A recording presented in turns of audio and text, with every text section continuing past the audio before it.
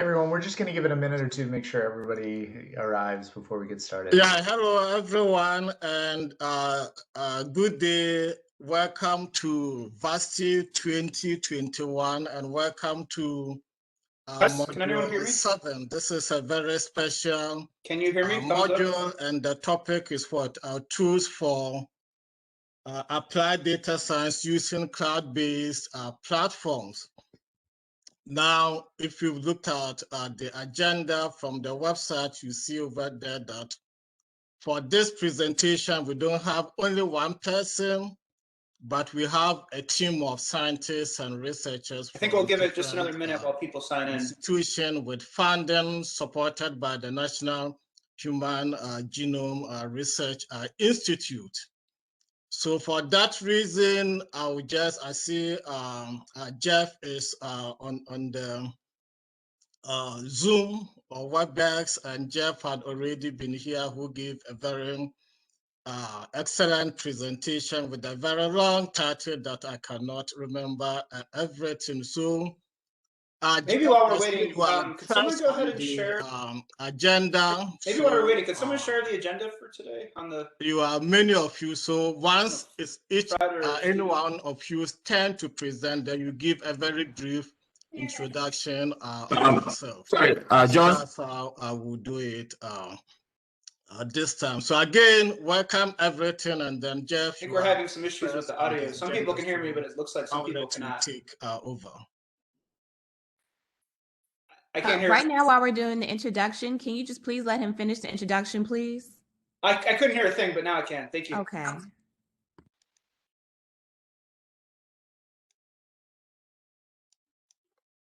Yeah, apologies, team. I think there was some confusion around the sort of microphone situation, but I think hopefully we've got it sorted out. Hopefully everyone can hear me. A little thumbs up. I would like to thank John for that very nice introduction. It's good to see everybody again. It was really nice to be here a couple of weeks ago and talk about the Recount project. And now I'm very excited for us to be back and tell you a little bit about Anvil, another project that I'm a part of, and very excited to tell you about it. I am going to share a screen here with the slides in just 1 second. But once I do that, I remember this from last time, I won't be able to see all of your smiling faces anymore. And so if someone could give me a verbal confirmation once the slides become available, that would be really helpful. So I will start sharing the screen now, and we'll see if that works. 1 second.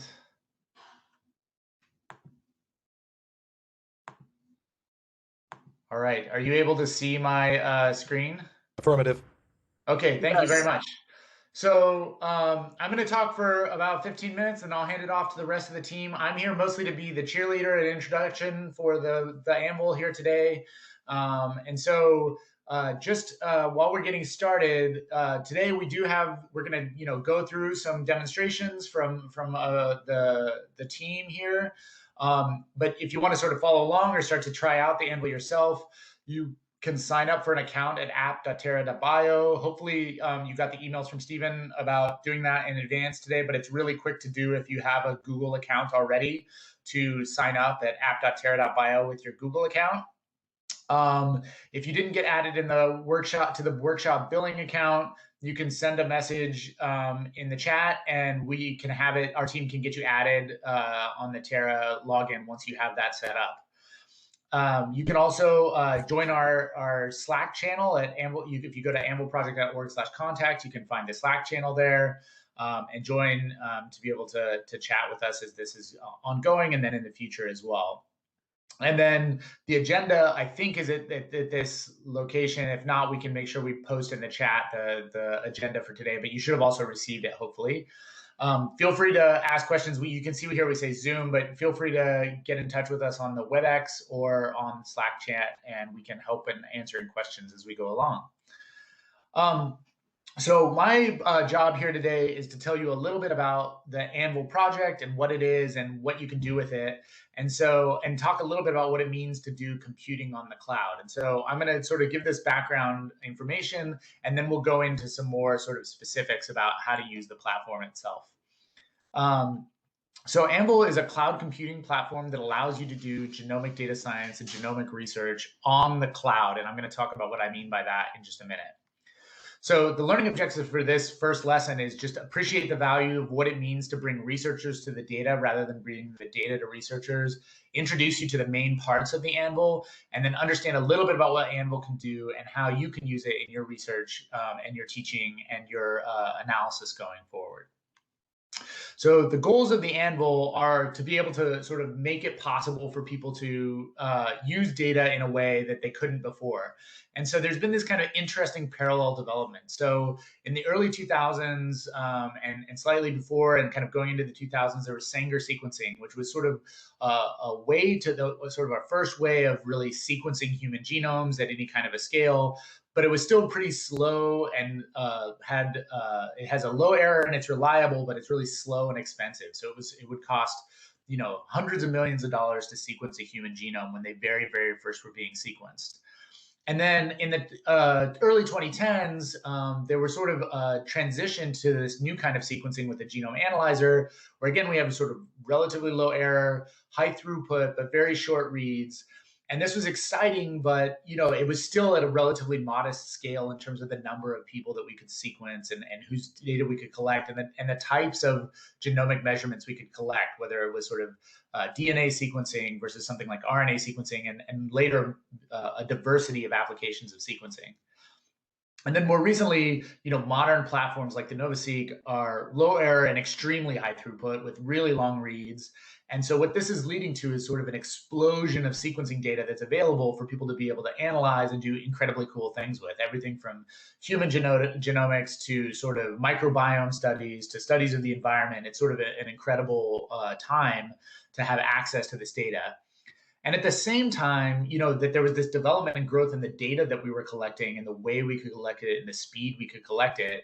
There was also sort of an incredible explosion of computational capability as well. So originally, when they were doing Sanger sequencing, there were sort of institutional clusters. And by that, I mean a collection of high performance computers that were maintained at an individual university or research institute. The only people that could get access to them were sort of people at those institutes. They tend to be very expensive and hard to maintain. Then in the 2010s, and Mike Schatz and other people on the Anvil team were sort of part of the early adopters of the cloud computing paradigm. There was this transition to the cloud. And what that basically means is there was a way that you could rent computers from other people. So it wasn't no longer kind of contained within an individual institution. You could go to someplace like Amazon and rent computers for like a couple of hours, or you could go to Google or Microsoft. And then there were also like independent academic clouds where you could rent computers basically as a sort of a utility computer. So I would turn on a computer for a little while, turn it back off, and be able to do my analysis in the intervening time. And so this cloud computing paradigm really took off in the 2010s, but you basically had to be as good at computers as Mike, which was a pretty big challenge. And so it was kind of hard to do real sort of computational genomics at any kind of a scale across people in that paradigm. And so now we're trying to move to this new paradigm where cloud computing becomes something that like anybody can use. And so what we're trying to do is develop this Anvil as a platform that allows you to use the cloud resources, rent those computers, in our case from Google Cloud Platform, but do that in a way where there's a better, more easy to intuitive user interface. You can launch common tools without having to set up all the infrastructure yourself. And you can kind of get access to these like explosion of data that's available in an environment that protects people's security and privacy of their genomic data. And so this is sort of parallel evolution matches the evolution of sequencing data. And that's what brings us here today to tell you about this Anvil project and how you can use it to do really powerful cloud computing through a web browser. And so the idea here is to invert the model of how we've done genomic data science. And so the way it used to work is we would, somebody would collect a data set, a genomic data set, they would collect it at one institution. And if you wanted to be able to use that data set at your institution, you would have to copy the data over onto your local institutional cluster, manage the security of it, do all the sort of work that it would take to take the data to you, to the researcher, to be able to use it. And the cool thing about Anvil is it's sort of inverting that model. we are working with a number of different organizations to pull in existing large-scale genomic data sets that a lot of people like to use, like the GTEx project data, various different like large-scale sequencing projects across multiple different organizations, and make them available on this platform. So you don't have to copy it onto your local computer. It already exists on this platform, and you just log in and can start computing on it. You have to get, of course, approved to have access to those data sets when they're protected. But now you don't have to do this copying and maintaining your own infrastructure. So it basically allows you to rent the infrastructure and have access to the data to be able to analyze it. So the data stays in one place and we bring the researchers to the data. And this is cool because it means you don't have to have a big computing infrastructure or a big IT staff at your institution to be able to do this kind of analysis. You just log on with your Google and Terra accounts onto the Anvil platform. You get access, fill out the forms to get access to the data, and you're off to the races. You can start doing these sorts of analyses. So it's a pretty cool and compelling new model for how we can democratize access to genomic data science. So what is this Anvil project and how is it different than the old cloud computing paradigm? I just wanted to talk a little bit about that before I hand it off. So the Anvil is a cloud-based infrastructure. And what that means is basically you're going to log in through a web browser to a computing platform that allows you to do analysis, run workflows, get access to data, all through a web browser. And you're renting computers on somebody else's platform. In this case, it's Google Cloud Platform with a layer of infrastructure on top of it with Terra and Anvil. And then we provide data and access and security in the sense that we can, there's a FISMA moderate environment, which is a very specific sort of environment that's been set up that is amenable to hosting data like genetic data and dbGaP authorized data. And then you can collaborate on this platform and sort of share your workflows across. So once you complete your workflow, you'll have a URL for it that you can share with somebody else. And if they have the right permissions, they can access all of the code and the data that you did. So it really helps with reproducible computing as well. And so Anvil actually has a lot of moving parts. We're going to talk about a few of them over the course of the next 2 days. But it's actually one of the things that makes it so exciting, but also makes it hard to do a short presentation about is there's a ton of stuff you can do on Anvil. You can do, find data on Anvil, the data that already exists. You can find workspaces and workflows that other people have already written that do very specific analyses that you want to do. You can access really popular tools like Bioconductor, Galaxy, and Jupyter Notebooks. And then not only can you access those tools, but they are already plugged into the data infrastructure. So you can quickly access cool data sets and start to do analysis on them. So it really provides a way for you to log in with the web browser, find data that you're interested in, and then analyze it using the tools that you like best.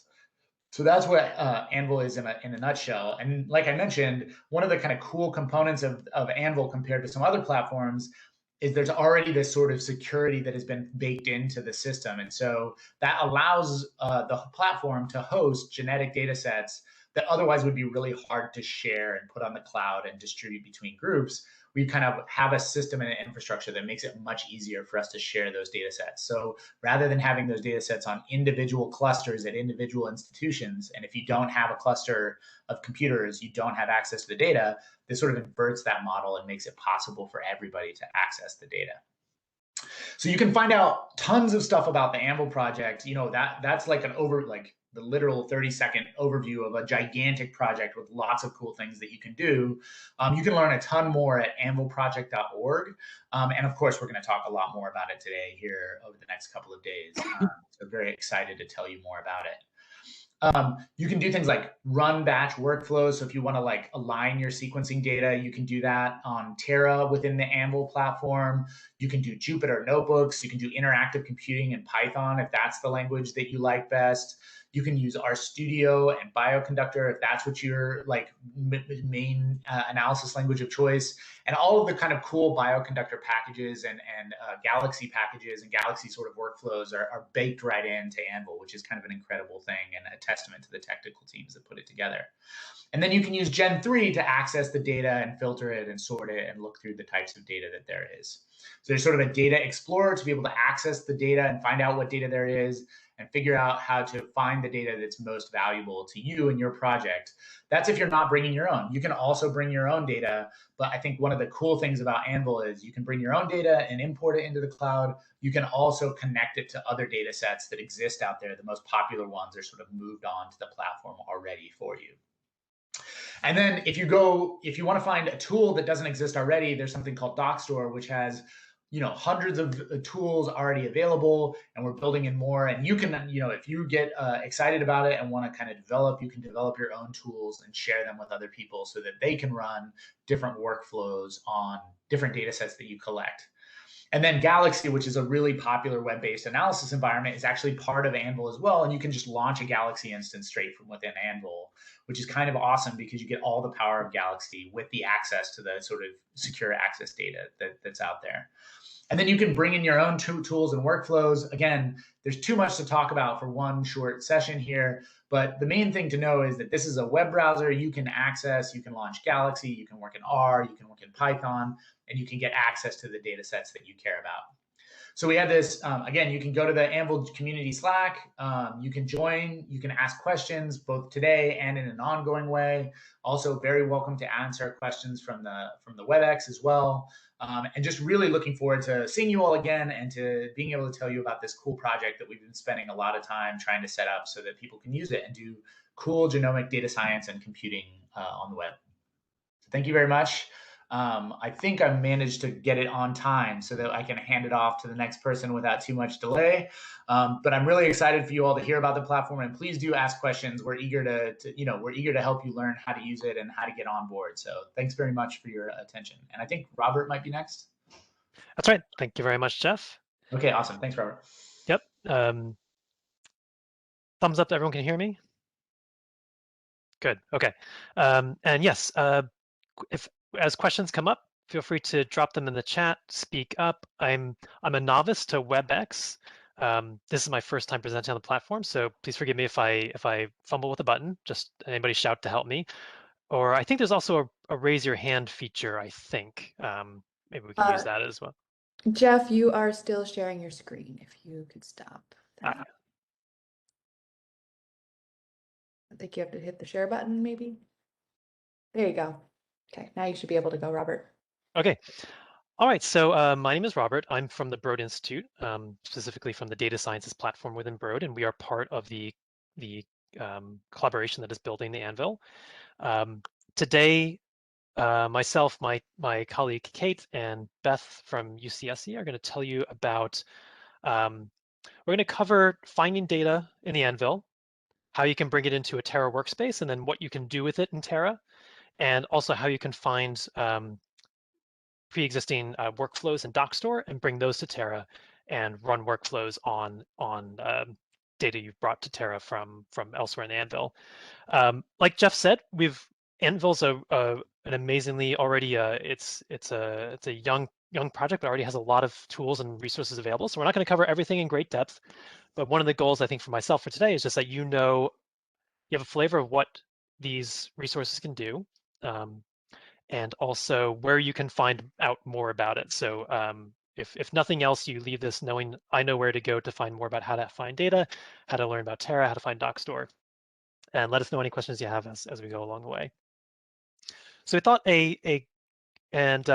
myself, I'm on the user education team within Data Sciences Platform, and we are the organization at Broad who are building Terra, and we are collaborating with Gen3 and DocStore and our colleagues Johns Hopkins and Galaxy and Bioconductor in our studio to get all these components to work together for you. So we thought a good place to start today, and I have a little bit of construction noise outside, but I don't think it's too loud, so it shouldn't bother us. Good place to start today would be with data. How do I find data in the Anvil? How do I get started? Really, it all begins with data sets that are of interest to you as a researcher and scientist. Let me share my screen.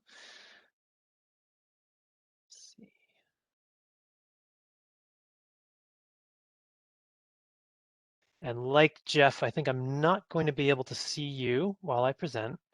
So I'm gonna. We can see your screen in case you can't see us, Robert. Yep. Okay. All right. I'm going to go to present mode. Okay. Do you see just the slide and nothing else? Yep. Yep. Okay. Very good. All right, so yeah, let's start with data, and I'm going to touch upon Gen 3 and touch upon Terra. We'll get a little bit more into Terra later, but let's now just kind of think about how to find data and where data exists in the Anvil, and we kind of jokingly say here that we think that data is better, bigger, and easier to find in the Anvil, and we'll tell you a little bit about how that is. So probably the end of this section, I hope you'll be familiar with benefits of working with Gen 3 data commons and Terra for finding and building data cohorts, the types of searches, the types of cohorts you can build in Gen 3, and then how you can move that to Terra, and how you can view your data in Terra after importing from Gen 3. And it's even a little more, it's not quite even that simple. It's even better than just kind of the simplistic version I gave you. Some of the acronyms on this screen probably look familiar. Jeff mentioned them, and as Jeff said, multiple consortiums that are generating large data sets are making their data sets available in cloud environments, and there's a lot of great reasons to start using these data sets in the cloud. Data is just getting huge. It's getting too big to download, and it's just not practical to store all that data in more than one place. You can imagine if you have terabytes of data sitting in a central place, then everyone downloads their own local computer, you're paying for extra storage costs, and it's just really not getting practical anymore. And computing on that, the computing power you need to work on that is also outstripping what you might have on site. So this is a screenshot from the Anvil project website showing you just the consortium data that are available, and gives you a sense of what's available there now as of this week. And one, if you can see my cursor, one interesting thing to note here is that there's over 280,000 research participants, data from researchers that's available just from these consortia. So it's a really, and that number has expanded greatly in the last year or so. We were looking at this slide deck from a year ago, and it was something like 70,000, and now it's over 280,000.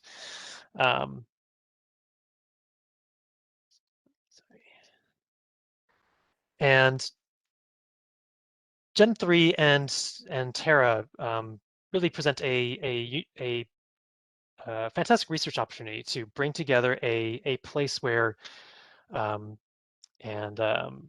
also not a Gen 3 expert, so if I overstate something or oversimplify something, any of my colleagues in the Anvil can please jump in and help. But a Gen 3 is a data commons where you can find and build cohorts, and you can visualize them graphically. We'll take a look at that in a few minutes, and you can understand the data available for analysis in a way that really wasn't possible before. You can search projects that are available to you through your authorized access, identify specific cohorts, and then create cohorts based on clinical attributes that are of interest to you, and then bring those over to Terra. And we'll take a look at how that works in a minute. And one key thing that I want to mention is that all this does not involve any copying of data yet. What comes along from Gen 3 are really just pointers to data that resides somewhere else. So when you build a cohort in Gen 3 and you export that to Terra, you're not really yet copying any data. You're just bringing over file paths that point to a location somewhere in the cloud. This screenshot here on the left is from Terra. We'll see that more in a few minutes, and just showing you where a CRAM file, and if you were to hover over that file, it would show you a file path to a location in the cloud. And if you were to want to download that file, you can use on the Google Cloud Platform, use the GSUtil tool to copy that from a Google Cloud storage location. Again, we'll show more about that later. This is a screenshot from the Datasets tab on the Anvil project website, and this is the entry point to where you start exploring data that's available in the Anvil. And I think it notes here, data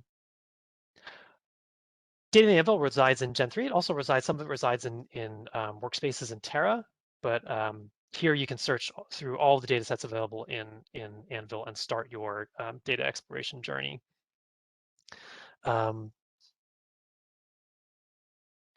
And it mentions here about if you don't already have access to it, it guides you on how to obtain access through controlled access data sets.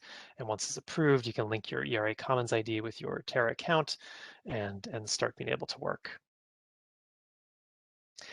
If you navigate through the Anvil project website over to Gen 3, this is what you'll see. This is where you can start working with building cohorts from data in the Gen 3 data commons for the Anvil. And I think on our next slide, we're going to show you a bit about what that looks like as you start to build a cohort. This is before you link your cohort dataset to a Terra workspace. So the great thing about Gen 3 is that it can help you better understand your metadata. So you can visualize the structure of the data cohort that you're starting to build. It gives you a graphical display of different data types. You can view clinical data, you can view sequencing data, and more. And when you select any of these nodes here, which could be a subject or a sample, for example, you can discover the different data entities, and the entity is kind of the smallest unit of data. It could be a file or a phenotypic attribute. You can discover more about the data that resides there.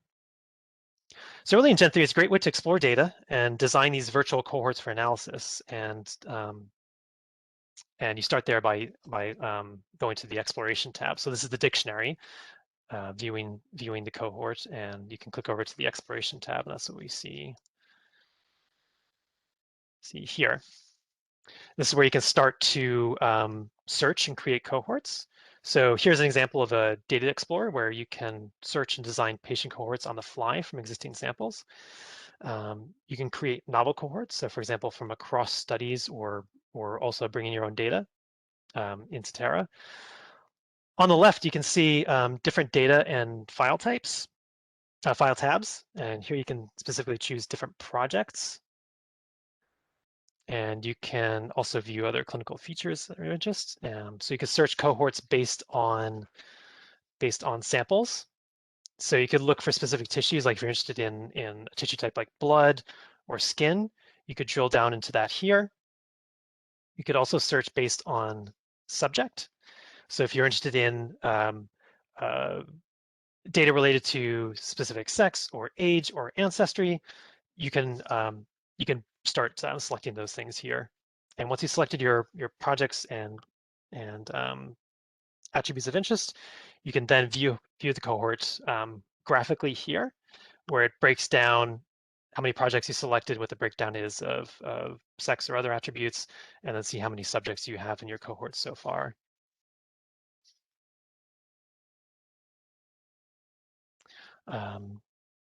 So once you have your cohorts built to your satisfaction, you can easily export that to a Terra workspace. You just click on the export all to Terra. And what that does is it'll then ask you, we'll see more of Terra in a few minutes, but it'll then ask you like what workspace in Terra you want to bring it to.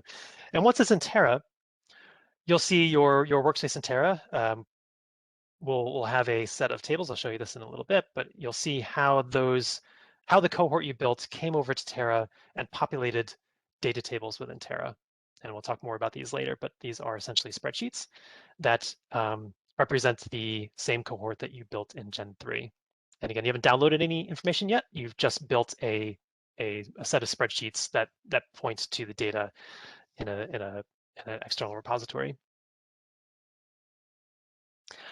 One thing I just want to mention about data in Gen 3 is that all the Gen 3 genomic data files are referenced with something called the Data Repository Services Uniform Resource Identifiers, or we call them DRS URIs.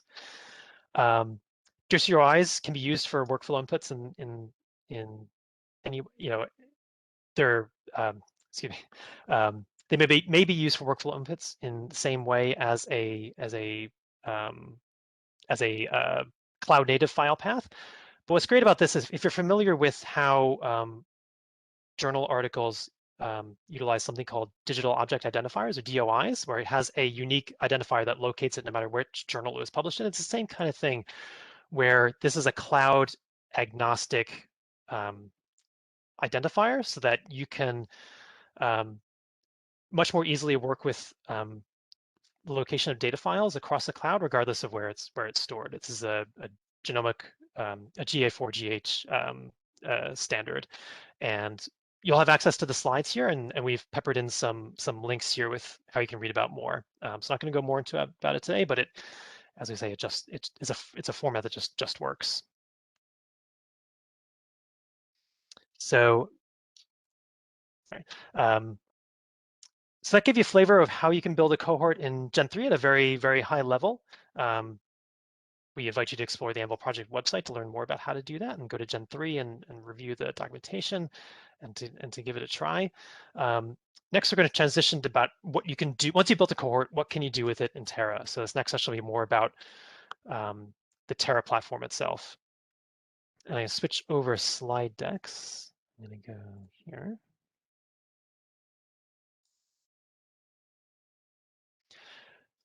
So this next section is about Terra, or what we call Anvil powered by Terra.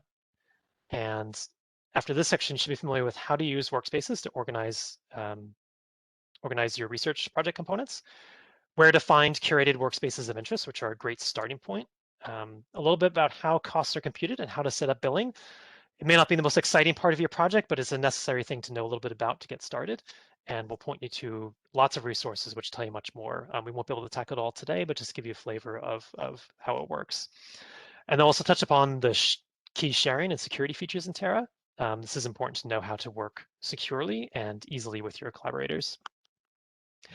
And again, we're not, in my section here, we're not going to do any specific hands-on. That'll be a little bit later, but feel free to be poking around in the application while I talk if you like. And if you're not already registered on app.terra.bio or actually prefer anvil.terra.bio, it only takes a moment, and just drop a note in the chat if you haven't yet registered, gotten to the workshop building project.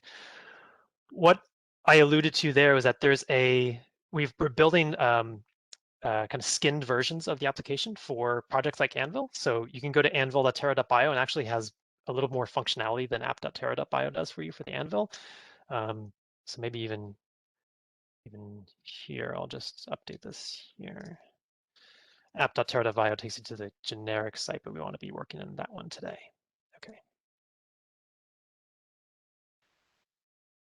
So Terra is a web application, and you can think of it as a kind of a cloud resource orchestrator, where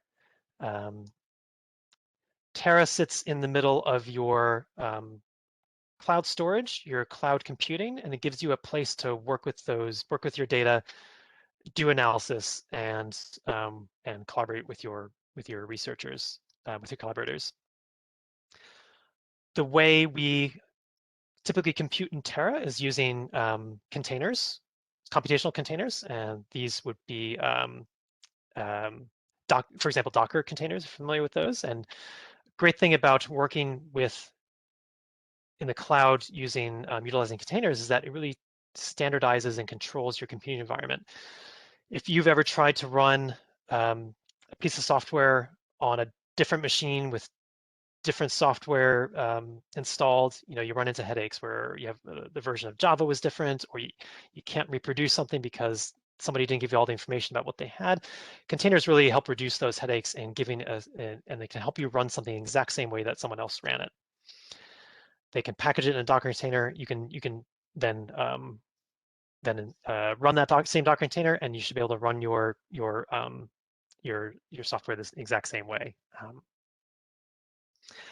And Jeff mentioned how working on the cloud is a bit more just use what you need, and you're not paying for it when you don't use it. Want to give an example of from here at Broad of how that really we can show that graphically to show that, yeah, we're not using our computing power all the time. And a great thing about doing on the cloud is we're just using what we need when we need it. So what you're seeing here is just a quick example of our genome and exome processing requests per day at the Bros Genomics platform. So I'll give you a sense of how much processing compute power was needed on that particular day, and kind of it's a little bit blurry, but kind of the scale here is roughly like a month-to-month view, where this was December, this was January, this was February, maybe every 2 weeks or so. And for cloud genome processing, it wasn't even across the month. It was really spiky. Some days used a lot, whole week in a row didn't use very much. But a great thing about working in the cloud is that we just use what we need when we need it. And here is cloud exomes processing, and And as you can see, it's also quite spiky. So we see at Broad that there's a great benefit to using cloud resources as opposed to just continuing using on-site premises that we have to keep maintaining and paying for, no matter if we use it or we don't use it. Okay, oops. All right, so let's talk a little bit about, sorry if I keep pausing, I have a WebEx window that's a little bit in my way. I'd like to get rid of it if I can. Okay. Talk a little about workspaces, data analyses, and Terra. First, let's just think high level. Think about what is the anatomy of an analysis, and this is the very generic version of a research analysis, where you can think of your project going from finding data, doing some analysis on the data, and you obtain a result. If we break down the analysis part a little bit more, you can think of analysis as being kind of the processing and analysis parts of this breakdown here, where, let's say, for example, you start with exome sequence data. That's your input. That's your data. That's the resource you're starting with. You might do some general automated processing on that data, where you might do, for example, mapping or variant discovery. This signifies a scripting language that we use in Terra called WDL, or Workflow Description Language. It's an open source language that we've been building with other collaborators. This is what we use to script and run workflows. We'll talk more about that later. Once you've done your processing, you want to do analysis, and this is a more specific and manual process. And for example, you might use a Jupyter notebook to write and run code and visualize data. And then finally, you've run your analysis. It's to your liking, and you're ready to share it. And you can do that. Preprints are an important part of our community now, and you might share it there, and then you might publish it after that. And really, the goal of Terra is to bring all these components together into a workspace where you can do, except for maybe the publication part, you can do all of your data resource, preparation, run your automated processes, do your analyses, and then share it with collaborators. And where this all happens is within the fundamental unit of Terra, the workspace. This is where you gather all the materials together, and this is where you organize your data. You write and run notebooks. You might launch a Galaxy instance, RStudio. You'll import and configure workflows, run those workflows and monitor them job history. We'll go through those tabs in a moment. And then also importantly, document your work. And the workspace dashboard, where we'll start, tells you a few key pieces of information. One is where you can write about your work. And we chose here as an example a reproduction of analysis that we did a couple years ago on a paper that was a research project that was done outside of Terra, and then we went to see if we could reproduce it in Terra, and we documented how we did that here. You write in the Markdown language in your dashboard, and also in your dashboard has some other key pieces of information over here on the right. One is all the kind of key workspace information, like when it was created, when it was last updated, your access level. So it gives you a sense of, are you an owner? Are you a writer? Are you just a reader? We'll talk more about those in a few minutes. List other owners who have full access to the workspace. You can tag the workspace to make it searchable within the access level for that workspace, and also it links to the Google bucket associated with that workspace. Anytime you create a workspace, it creates a new dedicated Google Cloud storage bucket, and it gives you the name of that, the region location, and a link to open that in the browser. So you can think of the Terra workspace as organizing your data and tools. It in the data tab, and I'll show in a moment, is something called the data model, and it's really spreadsheets that just organize your data and track the inputs and outputs of your any workflows you might run. It communicates with, I mean, it points to other locations. So for example, it points to the workspace storage bucket, which is part of your workspace sphere, but it also points to data that resides somewhere else in a data library or some other external storage. And then you can imagine that the metadata that comes to your data model can be, it comes through a portal. So for example, that resides somewhere else in the clouds, like for example, Gen 3. Speaking about the computation in Terra, Jeff alluded to this already, so you've already heard this before, but there's two different modes of computation you can do in Terra. One is the bulk analysis workflows. These are the processing steps, the things that you might use, you would use a workflow to run. Some jobs might take a long time. You've got a lot of samples, you're running a lot, but you can launch them, leave, and come back later. Whittle is the scripting language you use, and Cromwell is the name of the execution engine that executes those workflows. So don't need to worry too much about that today, but if you dive deeper into Terra, you'll learn more about that. And then there's interactive analysis, which is running our Python code in Jupyter Notebooks, running shell scripts on the terminal, or launching instances of Bioconductor, Galaxy, or in RStudio. Galaxy and RStudio are currently in alpha, so there might still be some bugs there, but we invite you to give them a try, and we'll show you later in this series how to do that, especially for Galaxy tomorrow. In the Workflows tab, you can view the workflows that have been brought into your workspace, and examples of things you might do with your workflows is you might align and QC sequence data. For example, call short variants, joint call across a population, or filtering QC variants. You can bring in methods from the, bring in workflows. Methods is another word we sometimes use for workflows, to your workspace. From DocStore, going to hear more about that a little bit later in this session. And we also have the Broad Methods repository. We can publish and share workflows. And also I'll show you in a few minutes workflows from the genome analysis toolkit that are already available in Terra. This is just a couple screenshots of what it looks like to do interactive analysis. On the left is Jupyter Notebooks, where you can write code in code cells, document that with text written in Markdown language. You can run the cells and view plots, and then of course you can share those notebooks later with your collaborators. And then this is a screenshot of what it looks like to work with RStudio inside a Terra workspace. And you'll see much more about Galaxy tomorrow. We have a set of curated showcase workspaces in Terra.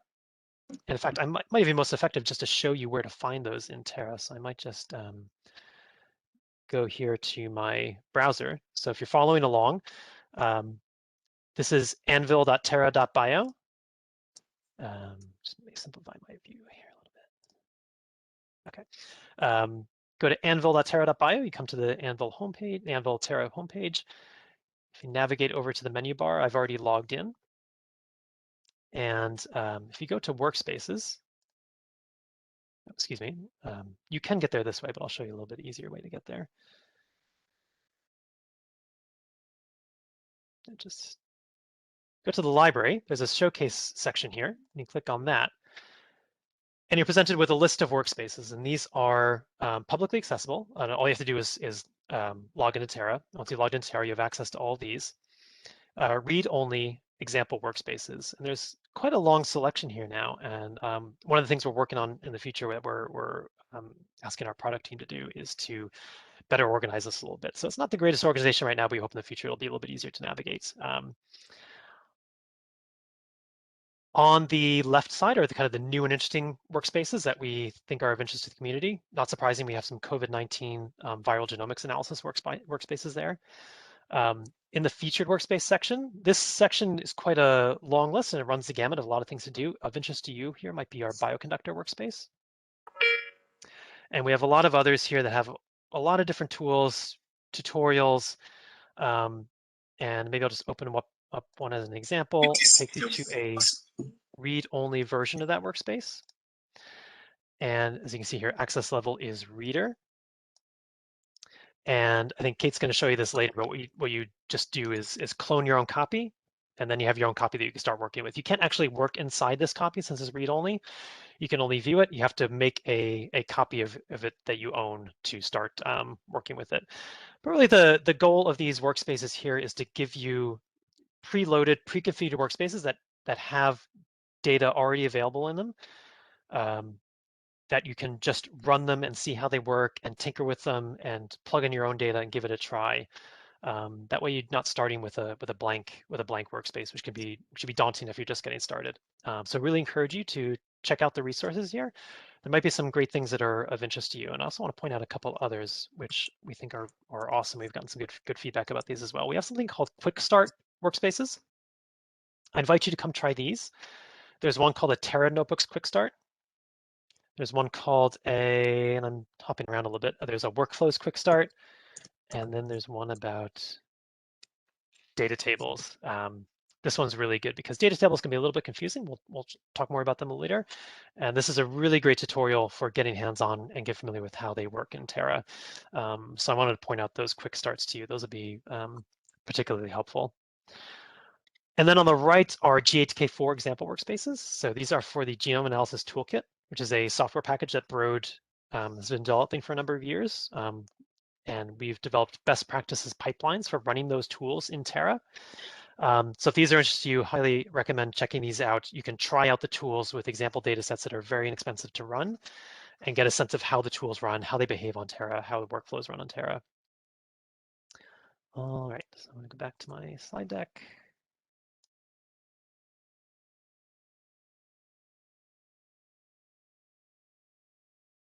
Okay. A little bit about sharing and security. So if you already have access, if you already have authorization to a data set, for example, through your ERA Commons or NIH account with dbGaP access, you can link your authorization in Terra. Kate's going to show you this in the platform in a few minutes. This allows your workspace tools to directly access controlled data. So you just go to your profile page, select the main menu icon, and you can log in with your NIH credentials. And also note here that when you go to the slides, you can find links for much more about that. I'm actually not as I'm not as familiar with the NIH Researcher Auth service. I just know it's something that is available that is interfacing with Terra. So if any of my colleagues on Anvil want to jump in and say a bit more about that, I'm actually not that versed on this. So I'll just leave it at that. It is available to sign in with. One thing to note is that once you have logged in, once you've linked your, for example, your ERA Commons account, it does expire after 15 days. Just meaning that your linking has expired. So you just need to go and do that again, just for security. An example of what you might get notified with is, this isn't for Anvil, it's another project that we're working on with NHLBI. It would say something like this, like your access to the framework services expired. To restore access, just log back in. I think, and Kate mentioned to me that's actually currently 30 days, but we're about to change it to 15. So just for all intents and purposes, I changed this slide to 15 days because it's about to go to that very soon. Collaborating and sharing in Terra should really be as easy as, and it was designed to be just as easy as sharing a Google Doc. They're shareable. You're in control of who has access to what. You can invite people to work with you, control who has access to the research assets in your workspace. Any workspace you create is private by default. So the default is that you and you alone have access to it. You need to grant access to others. Sharing permissions include reader, writer, and owner, and you can enforce privacy and security with authorization domains. Owners of a controlled data workspace can restrict the list of people who can access the workspace and any derived workspaces. I won't go too in depth. There's a lot of great information in the Terra knowledge base about authorization domains. They stay with workspace copies, and actually I can just briefly walk you through this. Gives you a sense of how a workspace authorization domain protects a workspace. It's kind of like a badge. So yeah, they're like a badge on the workspace that allows researchers with the same badge to access the workspace. So when you clone a workspace within an authorization domain, that badge stays with the new copy, and anyone who wants to access the copy has to have that badge. Because they transfer automatically, you really don't need to worry about accidentally sharing sensitive data. So if you try to share the clone workspace with a user who doesn't have the right badge, the researcher won't be able to enter. That was the quick 30-second nutshell version. Again, I invite you to go to the Terra knowledge base. There's a lot more on it there. But just to give you a sense of how you can secure sensitive research information that's within a workspace. Security is a priority that's built in. Jeff alluded to this, so I'll skip over this very quickly. There's also for clinical researchers, there's a 15-minute timeout as well, where you'd have to log back in every 15 minutes if you're not active. And really what it boils down to is that Terra configures workspace resources appropriately so you can work confidently in the cloud and spend less time and effort on managing those. Briefly covering costs in Terra, I don't want to spend a lot of time on this because it's you can read more about it later when you need to do it on your own. Essentially, operations in a workspace may incur Google Cloud charges when you're working with a Terra workspace. You can access data in what's called a requester pays bucket. That's where a bucket is set up such that when you request data from that, you incur a charge for accessing that information. That's a potential way in which you may incur a charge. Storing data comes along with a charge. Running workflows, which uses computing power, can incur a charge, and running Jupyter notebooks in a virtual machine cloud environment also incurs a charge. In Terra, we're working all the time to make the costs associated with any of these actions much more visible. So we're always adding features that help you track how much something's going to cost even before you run it, to help you know and help you track and see your cloud costs before they were to get out of control, for example. Charges are billed directly to a Terra billing project assigned to a workspace, and that's funded by linking a Google billing account. So the Terra billing project really acts like kind of a pass-through to Google billing. And this is kind of a graphical representation of that, where a Google billing account funds the billing account.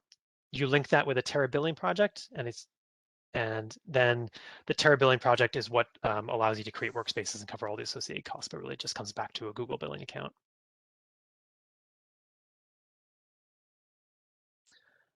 And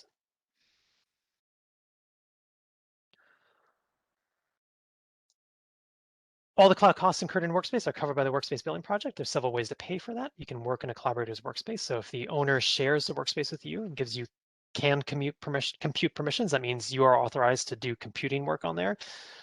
All the analysis and storage costs are covered by the Workspace Billing Project. You could use a collaborator's billing project. So the owner of an existing account or project can authorize you to use their Terra billing project to create workspaces. And you can set up a Google billing account to create your own Terra billing projects, which you can use to create or clone workspaces in Terra. This is a recommended way for a long-term way to pay for costs in Terra, as it can get a bit complicated when you're working on other collaborators billing projects. And again, much more information in the Terra knowledge base, which goes much further in depth. I really just grazed the surface of what you need to know to set up billing.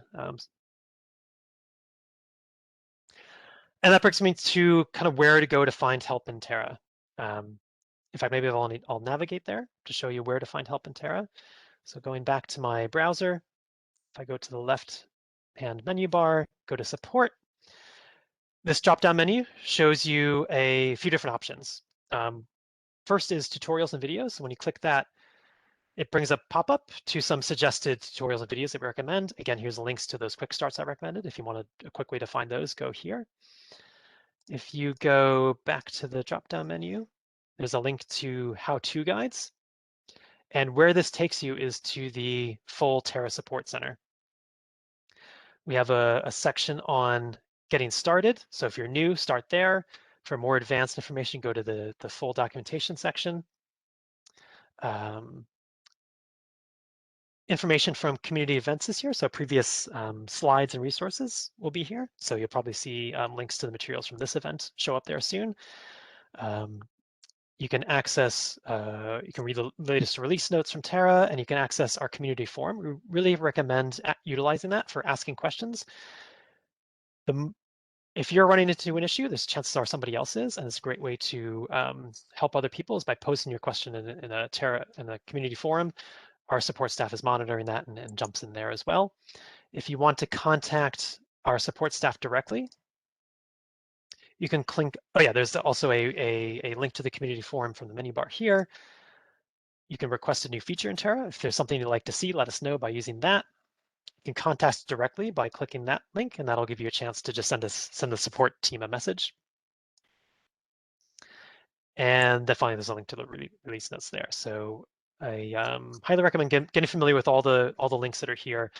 That'll be a great way to get started in Terra, and also when you run into an issue, how to get help. And our support team is really, really good, and they aim to get back to you within a business day or so at most. All right, see if there's anything else I wanted to cover. Oh yeah, there's one more thing that I wanted to show you, and that is we've got some great tutorial videos on our Terra YouTube channel. These videos are also embedded within the articles of our knowledge base, so you can find them there, but also if you just want to take a look at what we have, you can, when you get the slides, you can click on the link to the YouTube channel there. We've got lots of tutorial videos. We're always adding more, and lots of great things there to just watch demonstrations, recorded demonstrations of how to do things in Terra. All right, so I think, Kate, do I turn it over to you right now? Yes. Yes. Okay, great. All right, I will, first of all, any questions come up, please feel free to ask while we switch presentations here. That was a very high level, quick tour, covered a lot. So feel free to ask questions, and also feel free to dive into the learning resources at the Anvil website and then the Terra website for more. All right, I'm going to stop sharing. So Robert, as we are in the middle of switching, so is it possible? You mentioned that it's similar to using the bucketing system as you have in. I wrote it somewhere here. And the question I have is, will you be like the Docker system? Now, is it possible then to, in the interest of saving cost, is it possible to then pull this Docker bucket to your local machine and run it, since by then you would have bundled all the resources you need for that project? So I've carved out the project in Terra, and I want to bring it to my local machine and do my if else, and try things on without incurring extra costs. Is that possible? Yes, I think that is possible. Unless any of my colleagues know of any caveats. You should have the capabilities to do that. It would incur some. There are what's called egress charges. So if you're bringing data down from the cloud to your local environment, you will incur some charges for downloading that data. Yes, thank you, Valerie. Just mentioned that in the chat there. Any other caveats that anyone else can think of to that scenario for trying things out locally? I will add that is how we develop new pipelines and things like that, is by testing in a on-prem environment and then bringing it to the cloud for production and traceability. So it's definitely possible, but the egress charges would be the one caveat. So you don't want to download all your data to run it locally. There's a feature in Terra we don't have yet, but we'd love to have, and we know it's on the product team's radar, is the ability to edit your workflow scripts within the application. Right now, you have to edit them. You have to edit them offline and then bring them back to the workspace. But we hope to be able to do that within the application in the future. Yeah, and my motivation for doing that is Kaggle has a similar infrastructure which is free. So then, if I can actually take it to Kaggle, assuming that the data is not confidential and it's not going to break any privacy rules, then that is my motivation for doing that. That there are other platforms that offer similar resources for free. So then doing that will bring down my costs. Yes, but thanks a lot.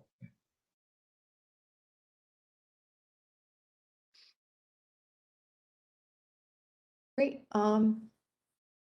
I think I'll move on with the next presentation. I see a question in the chat. I don't know the answer to it, but yeah, maybe we'll answer that in the chat while you get started, Kate. okay. All right, let me share my screen. Right. So you should see a Google window here that says getting set up in Terra. Yes? Affirmative. Great. So these slides are provided for you guys for your convenience to follow along after.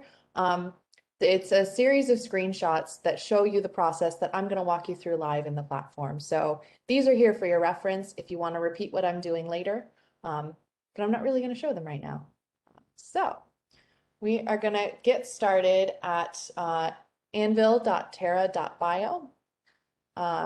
Dismiss this message real quick. Hi, Kate, if you can maybe say 1 or 2 sentences, very brief introduction, self-introduction. Sure. So my name's Kate Herman. I am a project manager at the Broad Institute. I typically coordinate these types of events to provide trainings and stuff like this. And I do a lot of other behind the scenes project management type work to help create some of these training materials that we've been presenting to you. Yeah. Okay. Sorry, I was just very focused on getting off and started with this tour here. As I present, I'm going to be walking through several screens. You are welcome to either just watch me walk through these screens, or you can go ahead and follow along with me. Unfortunately, the feedback is a little bit difficult with a digital platform, so I can't stop and troubleshoot if you get stuck, but we will be providing this as a video recording later and the slides, so you can definitely walk through it later or ask us questions on the Terra Support Center that Robert showed earlier. So to get started, I am starting from anvil.terra.bio. And the first thing you're going to want to do is log in. If you're not logged in, you should see a login button here where my name is. So you can just go ahead and sign in. I believe it's Google sign in, so it should be pretty simple to do. The second thing you'll want to check once you're signed in is your billing section. So if you click on your name, you can get a few more options. And if I click on this billing option, I see all of the billing projects that I have access to. Now, you will likely only have access to the billing project that was shared with you for this particular workshop. And I believe you'll have access to that for a week or something. The folks will tell you more, I think, tomorrow after the second part of this workshop. For my purposes, I'm going to just be using this workshop temp billing project that we use for a lot of these here. The second thing you'll want to check is, again, in the main menu under your name. If you go to your profile, I'm going to show you, this is where you would link your account. We specifically mentioned this Anvil Data Commons Framework services, but there's a lot of other links you can set up if you have access to those as well. So if I click this link, I get sent to this RAS login page. I don't have a login, so I'm not going to be able to demonstrate that for you, but here's where you'd sign in to link your account. And anytime it expired, you would again go to this page and sign in again to link the account. Go back here. All right. Now today we're going to be working in a particular workspace that I'm going to have you clone. To find this workspace, we're going to go to the main menu again here and click on Workspaces. Now, for me, this loads a bit slow because I give a lot of these demos and I have access to a lot of workspaces. So I'm just going to give that a second. There we go. And the workspace I'm looking for is called Anvil Open Access Data. So I know that if I just type open underscore, it limits it to exactly the ones I need. And I'm also going to go over to this public tab. So these are ones that are publicly available workspaces that you should be able to find. There's so many more than just this one we're demonstrating today. So feel free to browse in your own time for maybe other public workspaces that are interesting to your particular use case. So I'm going to click on Anvil Open Access Data, and I'm presented with this dashboard. To use this particular workspace, you're going to need to clone it because you won't have access to it right now. So to clone it, I'm going to grab these three little dots here in the upper right corner, and you're presented with a few options. Yours should have these kind of grayed out because you're not owners in the workspace like I am, but you'll want to click this clone button here. When you do, this widget will pop up with a workspace name, a blank billing project. It copies over the description and a blank authorization domain. Now we're going to need to change two things in this particular widget. The first is the workspace name. You'll want to make it something that's identifiable to you. We recommend this because if you're in the same billing project as another person, you can end up, it won't let you choose the same name. So it's easy to simply append it with your initials and maybe today's date. So let's see, it's 4/21. And then for the billing project, you'll select the billing project that was given to you for this workshop series. For my purposes, I'm going to use workshop temp. We don't need to change anything in the description here. And then this authorization domain is something Robert mentioned earlier. That's that badge check to keep protected access data safe. We don't have any of that in this particular workspace, so it's blank now, and we don't need to add one, so we'll just leave it blank. And you can go ahead and click Clone Workspace.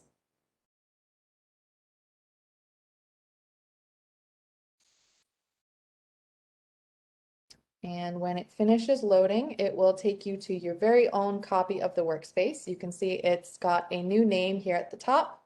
That's the one I designated. And I should have now edit access to everything. I can mess with stuff if I want to. I can run things because it's attached to my own billing project.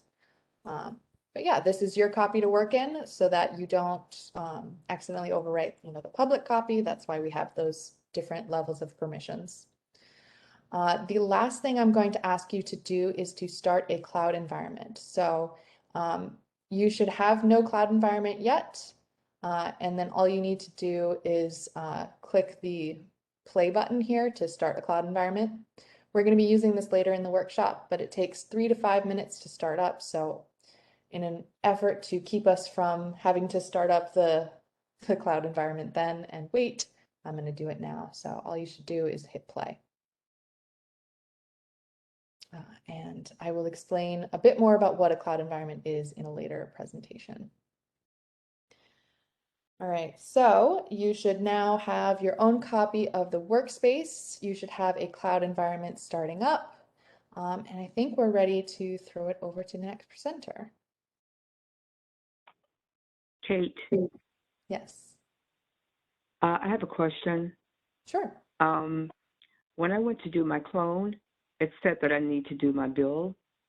So when I went to billing, when you did your drop down for own or share it with you, there was nothing there for me. Okay. So I have to create a bill. Is that correct? Billing project?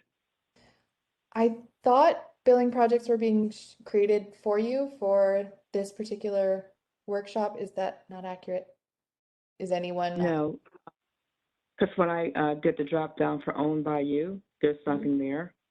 And then it has the thing saying to get started, click here to create building project. Okay, so you have nothing listed under here, either owned by you or shared.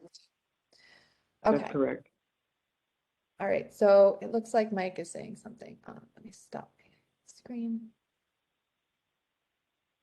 Yeah, so that was, you needed to email the Google identity you had for Terra to create the billing project. So maybe you can sync with Mike to get your billing set up.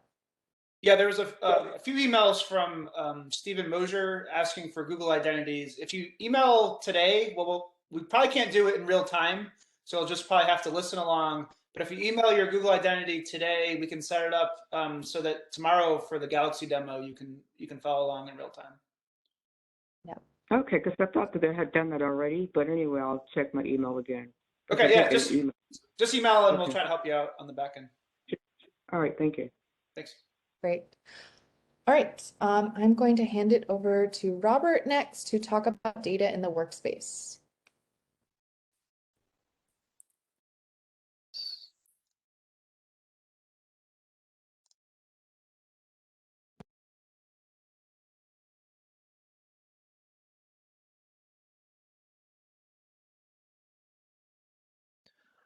All right, so let's take a little bit deeper dive into the workspace itself. I covered some of the points in my last talk, so be able to gloss over some, but we can go into a little bit more detail on some others.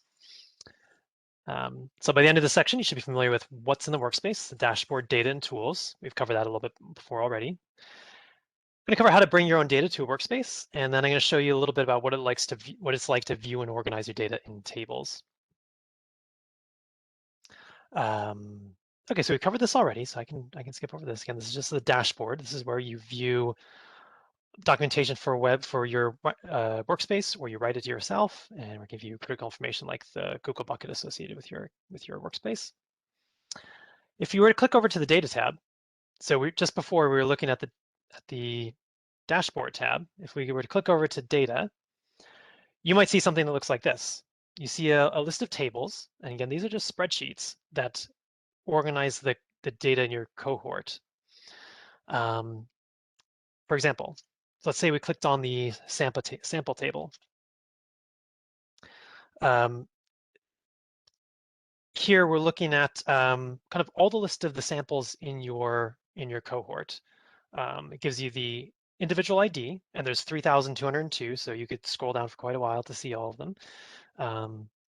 Sample ID, other metadata like the project ID it came from, specimen ID, and there might even be more if you were just to scroll to the right.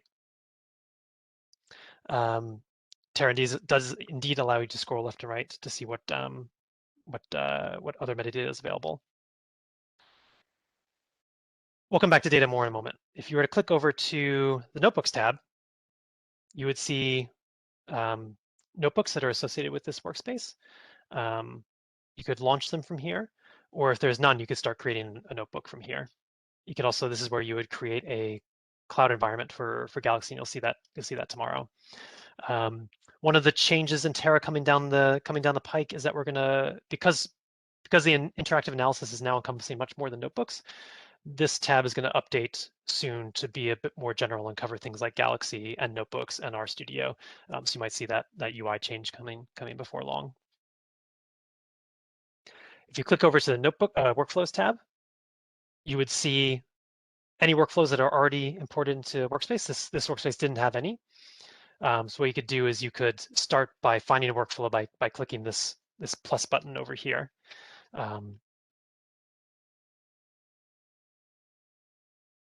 And then if you were to go over to the job history tab, it gives you information about what workflows you have run. A key thing you look for is whether the job succeeded or failed. And if it failed, you can troubleshoot it, and you can find information in the Terra knowledge base about troubleshooting workflows that don't run correctly. And also gives you information about costs and other things that might be of interest. Talk for a few minutes about bringing data in.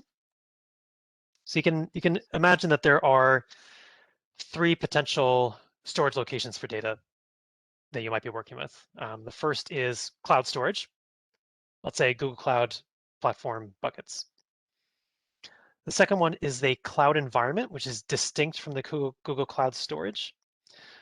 When you launch a cloud environment in Terra to start interactive analysis, be with a notebook, for example, you are launching a virtual machine in the cloud. And that virtual machine has memory associated with it. And we've also recently added support for detachable persistent disks. The best analogy that we can think of is that it's kind of like a USB drive, a thumb drive for the cloud, where you can have that detachable persistent disk that can attach to a virtual machine or a different virtual machine, and it doesn't get deleted when you shut down that virtual machine and delete it. It stays in the cloud. Or it could be on your local storage, your personal computer or your institutional high performance computing center or some other system. And that brings us to data transfer options. Like, okay, say you want to move data around in the cloud and in Terra. You can transfer, either copy or move from cloud storage. So you can move data between your cloud storage and your persistent disk.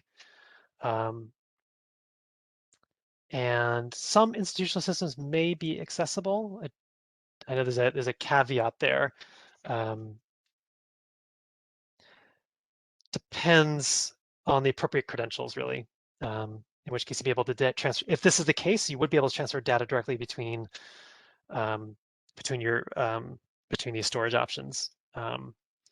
But outward communication is only possible from Terra's cloud environment.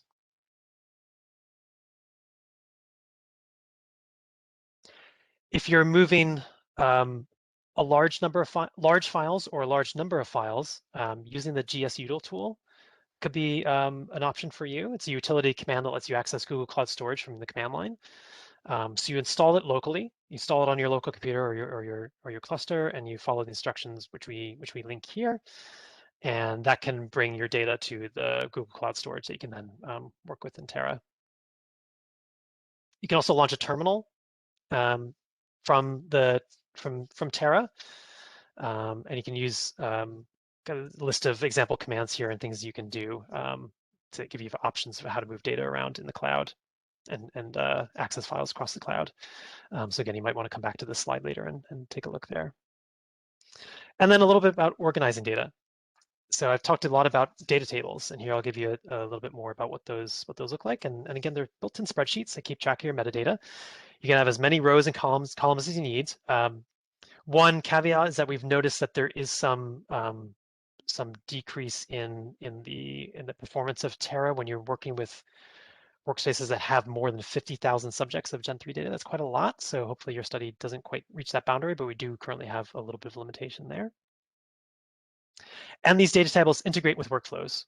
And also, I believe we have tutorials on interfacing data tables with notebooks as well. I'm not going to show you that today. Typically, when we're working with data tables, it's for workflows. This is an example of a phenotypic data table. So if you brought over a cohort from Gen 3 and you see a table that showed up with called subject, this is where you'd see your phenotypic data.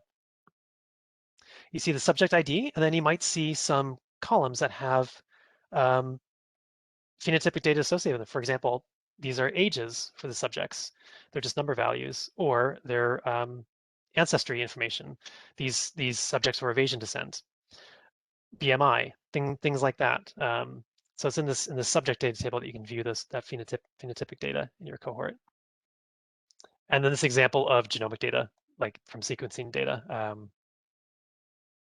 You would click over to the sequencing table in your data tab. And here you see those, what I called DIRS URIs before, and these are pointing to specific files in the cloud using that uniform identifier system. Not going to go into this in detail, but it's just a little bit of information here in the slide for you to look at later, that there are some caveats to be aware of how data tables work. There's some formatting requirements. There's some options you can use for entity models. Again, I'm really not going to go into more detail, and there's much more information in Terra knowledge base. And again, I recommend that data tables quick start as a way to learn more. You also have options for modifying tables within the UI. So you can modify cells, you can delete rows, you can generate TSV files using your spreadsheet app to modify your table. You can use something called the Firecloud Service Selector, or FIS, as a more automated way of doing that. We have tutorial notebooks just for that, and you can click on those later and go to those notebooks, which are in Terra. And we have more info in the knowledge base. So there is flexibility within Terra UI. There's ways to build and modify your data tables to get your data set ready for analysis as you need it. All right, so that was a really high level overview of what data looks like in Terra. We looked at the different tabs in the workspace, how to bring your own data to a workspace, particularly for large and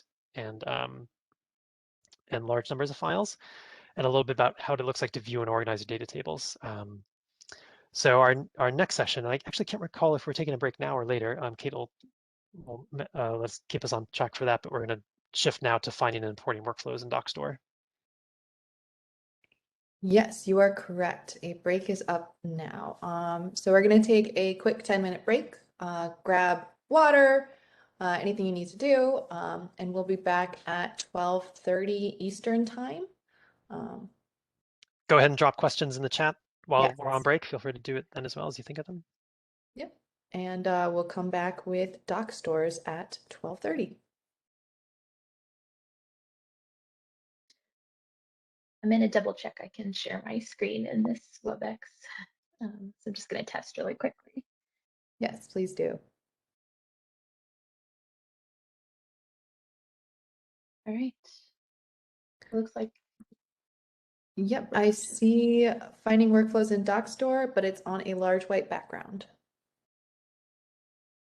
Okay, so if I just hit present, it should. Yep, better? that fills the screen. Yep. Okay, and then if I go to the actual demonstration, is it better if I, is that better? It's quite small. I would zoom in on your screen, maybe 200% or so. If you're on a Let me Mac, do it's that. Command plus. I agree. Just need to make the, Yeah. that's Is looking, that? okay. Yep, looks good. Yep. Perfect. All right. I'm going to stop sharing. We will be back at 12:30 then.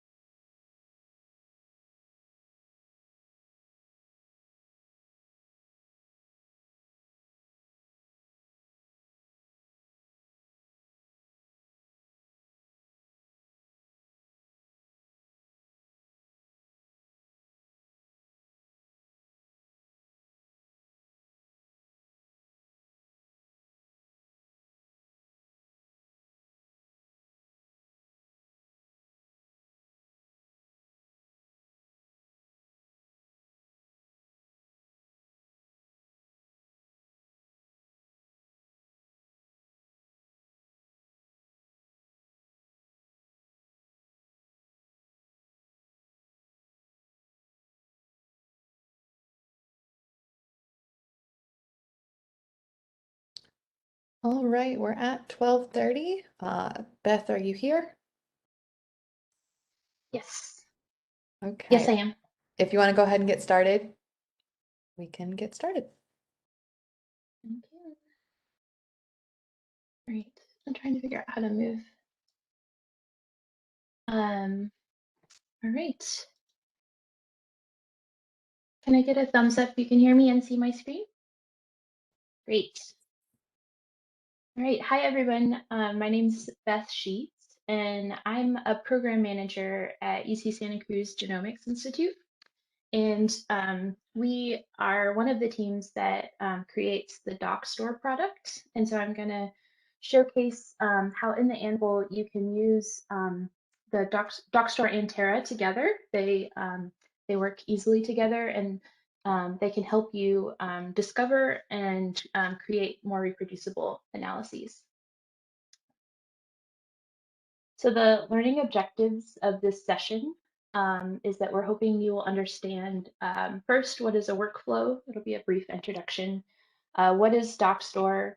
How you can find workflows that the community has already shared in DocStore, and how you can export those into a Terra workspace. And then we'll demonstrate how you can actually do a test run of one of these workflows using a JSON file that an author has contributed alongside their workflow that contains test data to actually run a simple analysis in the cloud. So first, I just want to introduce you a little bit more to what is a workflow. This might be a new concept. So a workflow is mainly composed of three parts. The first thing you might hear when we talk about workflows is we say they're container-based. And a container is all of the packaged up code with all of its dependencies that you need to run your pipeline. So containers make our software more portable, meaning that you can quickly and reliably use them to run an analysis in multiple types of compute environments. So you could run these containers locally. You might be interested in starting in that space before migrating to the cloud. And you might have heard them called Docker containers before. That's a popular technology that provides containers. So the next part of the workflow we call a descriptor file, or you might hear it as a WDL file or a workflow file. This is basically a file that describes how to run your pipeline. So maybe you've created a pipeline in R or Python before. This workflow will just describe how that pipeline is run. It'll say which containers each task would use, what steps and when, some metadata information, and also how you're defining parameters like your input and output files for the pipeline, and any compute requirements that you might need. In the Anvil, and in Terra, it supports the workflow descriptor language, which we shorten to WDL. There's more workflow languages out there. Another common one you might have heard of is called CWL. But today we'll use WDL as an example. And last, there's something called a parameter file. And this is what we're going to use in this exercise today. And this can specify the actual input files and parameters you might use with your descriptor file to run an analysis. So this would give you the actual input files you might use. If we're running in the cloud in Anvil, for example, we might use files that are located in a Google bucket, and those will look like this gs://path. Alternatively, you might want to set the location of the file locally using the local path. You can also say what exact compute resources you might need if you're running, for example, in the cloud, and you need to request that of Google. And these parameter files are often in JSON or YAML format, which is a standard file format that helps you combine attribute with value. So all three of these combined can really help you do a reproducible analysis where you can reproduce the exact environment that you're using. You can say exactly how this pipeline was run and exactly what files were used as inputs. So I just wanted to briefly show you what a descriptor file or a WDL file might look like. This is an example on the left. So within a WDL file, commands are executed within a task section, and these commands are typically written in other languages that you might be more familiar with, like Bash, and they can call programs or scripts that are within a Docker container. So for example, you might have task A be, I want to index a CRM file, and then I want the outputs of that to be inputs into task B, and that might be that you look at or you estimate the coverage of those CRM files. So what is DocStore? DocStore is an open source platform for sharing container-based bioinformatics workflows. We have end users that share their workflows with others, organizations that contribute what they are developing. It's a great resource, and you can find it at docstore.org. And I'll also show you today how you can navigate to DocStore from within the Anvil ecosystem. This is just an example page of DocStore that's showing our faceted search. And so the search allows you to find and discover scientific workflows that you can use in multiple environments. So that interoperability and portability is really nice to have. So you could use these locally. You could download them and get the container set up in your local environment, or you can use them in the cloud, for example, on the Terra platform. You can also, when you're ready, upload your own workflows to DocStore, and we have some nice publishing features that make your workflow easier to use by the community. You can even mint a DOI for your workflows and have them citable in your research papers. This is just an example of what an entry in DocStore might look like. DocStore is generally indexing information from other nice services that are out there. For example, you might be more accustomed to finding pipelines on GitHub, and DocStore can index a GitHub entry and then combine that entry with some other information that might make that easier to use. And it also offers the ability for you to launch that that workflow in cloud environments. So this is just a little bit of a breakdown of what a DocStore entry might look like. It can show you all the versions that someone has released of that workflow. You can see that for this example, the source code is actually indexed from GitHub, and a little bit more information about the other files associated with that workflow, and then also a workflow description. So I'm going to actually stop sharing because the next section will be how to find a workflow in DocStore and run it in Terra. So if you created a workspace in some of the talks before, you can actually do this alongside me. So I'm going to just open my copy of the Anvil open access data, and I made it with my initials and the date. So if you're in the workspace, I can hit the Workflows tab, and you can see that this public workspace that you cloned already had one workflow within it. That might be a common way that you are first introduced to workflows, but maybe you're interested in trying to do a different step that's not in this workspace. So what I can do is click Find a Workflow. Then I can click Find Additional Workflows, and one resource is DocStore. So when I click this link, it's just going to take me from the Anvil environment to DocStore. And it's already set up some search features because it knows that if I'm coming from Anvil, I can only use the WDL language. And this is where you could Sorry type to search. interrupt. Beth, could you zoom in on that screen? It's a bit tiny on our end. Yes, definitely. Thank you for prompting me. Is that better? Yes. So there's some nice search capabilities that might make it easier for you to find bioinformatics workflows. Today, I'm going to show you actually a different way to find workflows. So we're going to use the organizations feature. This is anyone can request from the DocStore team to make an organization or a working group or whatever. This is a way you can share your work with the community. I'm going to actually type in Anvil and see what the Anvil working group has shared with users. On the organizations page, I have edit access because I'm a maintainer, but you can see a little bit more about Anvil. And then there's something called collections. These might be a way to organize different types of workflows that you want to share within your organization. Today, I'm going to show you just one from a genome-wide association analysis, which might be of interest to those in the group. When you click on this collection, you can see there are a couple workflows here, and the authors have given a little bit more information about this collection, and there's even a tutorial here that you can find in Terra and the authors who maintain this workflow. So the first workflow is pretty simple. It's just a file conversion of a VCF, which is a variant call file, to a GDS.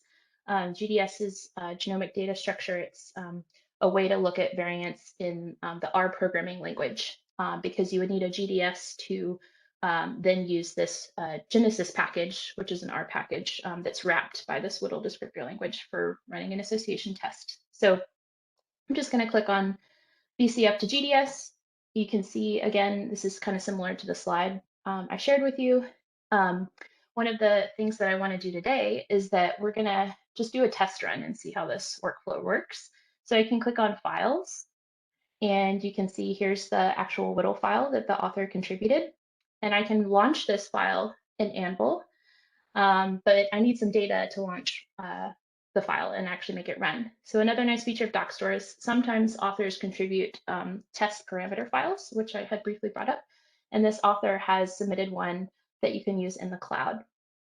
And so in this file, you can see that the input VCF is this Google bucket. That's a Terra open access Google bucket, so anyone should be able to access it. And it has a VCF file. And they've also included some compute specifications for this specific size of this file. So what I can do is just hit download. That's going to download it to my local computer. So now, can someone read the chat to me? I could repeat something if they need. From the organizations tab, I think you go to the GWAS collection and then VCF to GDS. And then from that entry, you can hit files and then test parameter files. And then once we're there, we can launch this workflow in the Anvil. So what this does is you can see we're going back into anvil.terra.bio. There's some prompts here. We can actually ignore these. They're not going to affect us today. And I can change the workflow name if I like. I'm just going to leave it as VCF to GDS. And then I can select the destination workspace. And that I can just type in, there was the Anvil open access data. And then I titled my clone of that with my initials and the date. So I'm just going to select that workspace. And I'm going to hit import. And it opens up kind of the contents of this VCF to GDS. But if I just want to, again, see where I started and now where I'm at, I'm just going to hit the workflows tab. And you can see that before this workspace had this previous workflow added, and now we have a new one, which is called VCF to GDS. So I can go into VCF to GDS. This is where we just were. And I want to just run a quick analysis. And there's a couple ways you can do that in Terra. I think the next talk will show you how to run with inputs defined by the data table, meaning that you already have data in your workspace and you want to do that. But today, I just want to click run a workflow with inputs defined by file paths. That means that I can just come down here and type in maybe the location of the VCF that I want to use and the actual disk and memory I want to use. Or I can use the nice UI feature and the parameter file offered on DocStore and just drag and drop the example JSON provided by the author of this workflow. And what that does is it populates how much memory and disk I need to run this analysis in the cloud. And it's also giving the path to a VCF file that has been compressed that's located in a Google bucket. So I know that this would work in Terra, since Terra uses Google. Then I can hit save. And once I hit save, it's everything seems to check out in the Terra UI, and it's telling me I can actually run an analysis. So I can hit run, and then it's confirming that I want to launch my analysis with Cromwell, which I think was brought up briefly before. This is the execution engine for the workflow descriptor language. So this is helping to launch your job in a Google Cloud resource. And I'll just hit launch. And then now we've moved from the workflows tab to the job history tab. And you can see that this workflow, the VCF to GDS, has launched. It's actually queued right now. So just like maybe if you're used to submitting a job to your compute cluster, sometimes you get queued until your job actually is able to get that resource.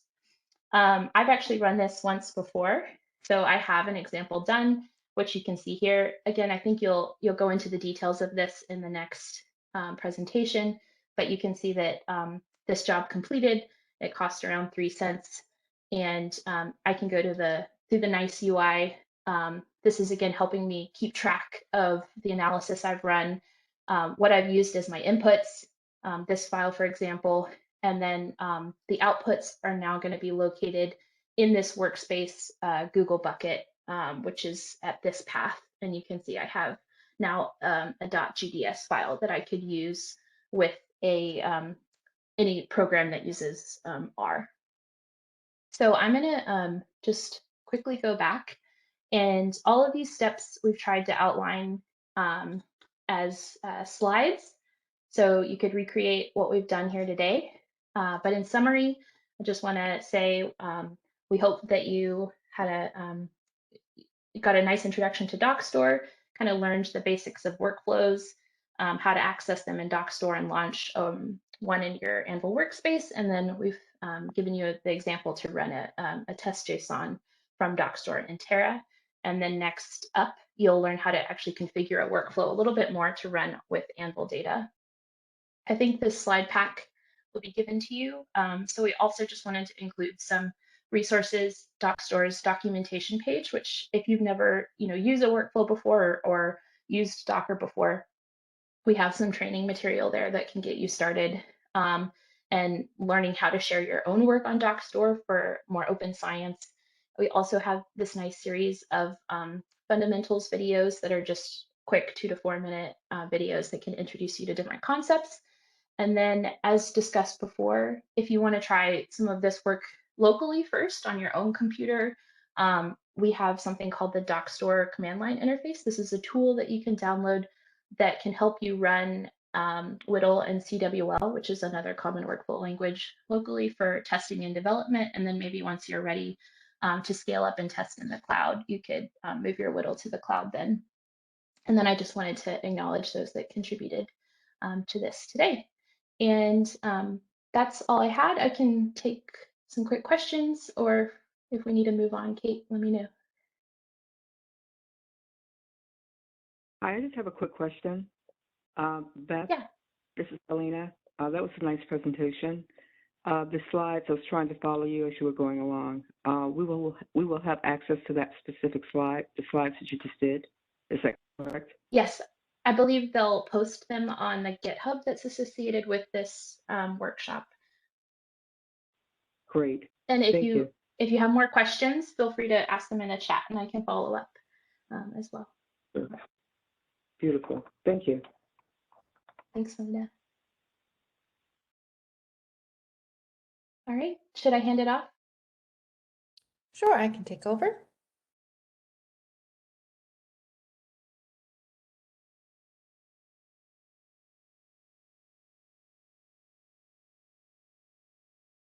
All right, so next up, we're going to talk about running workflows. Oops, wrong button.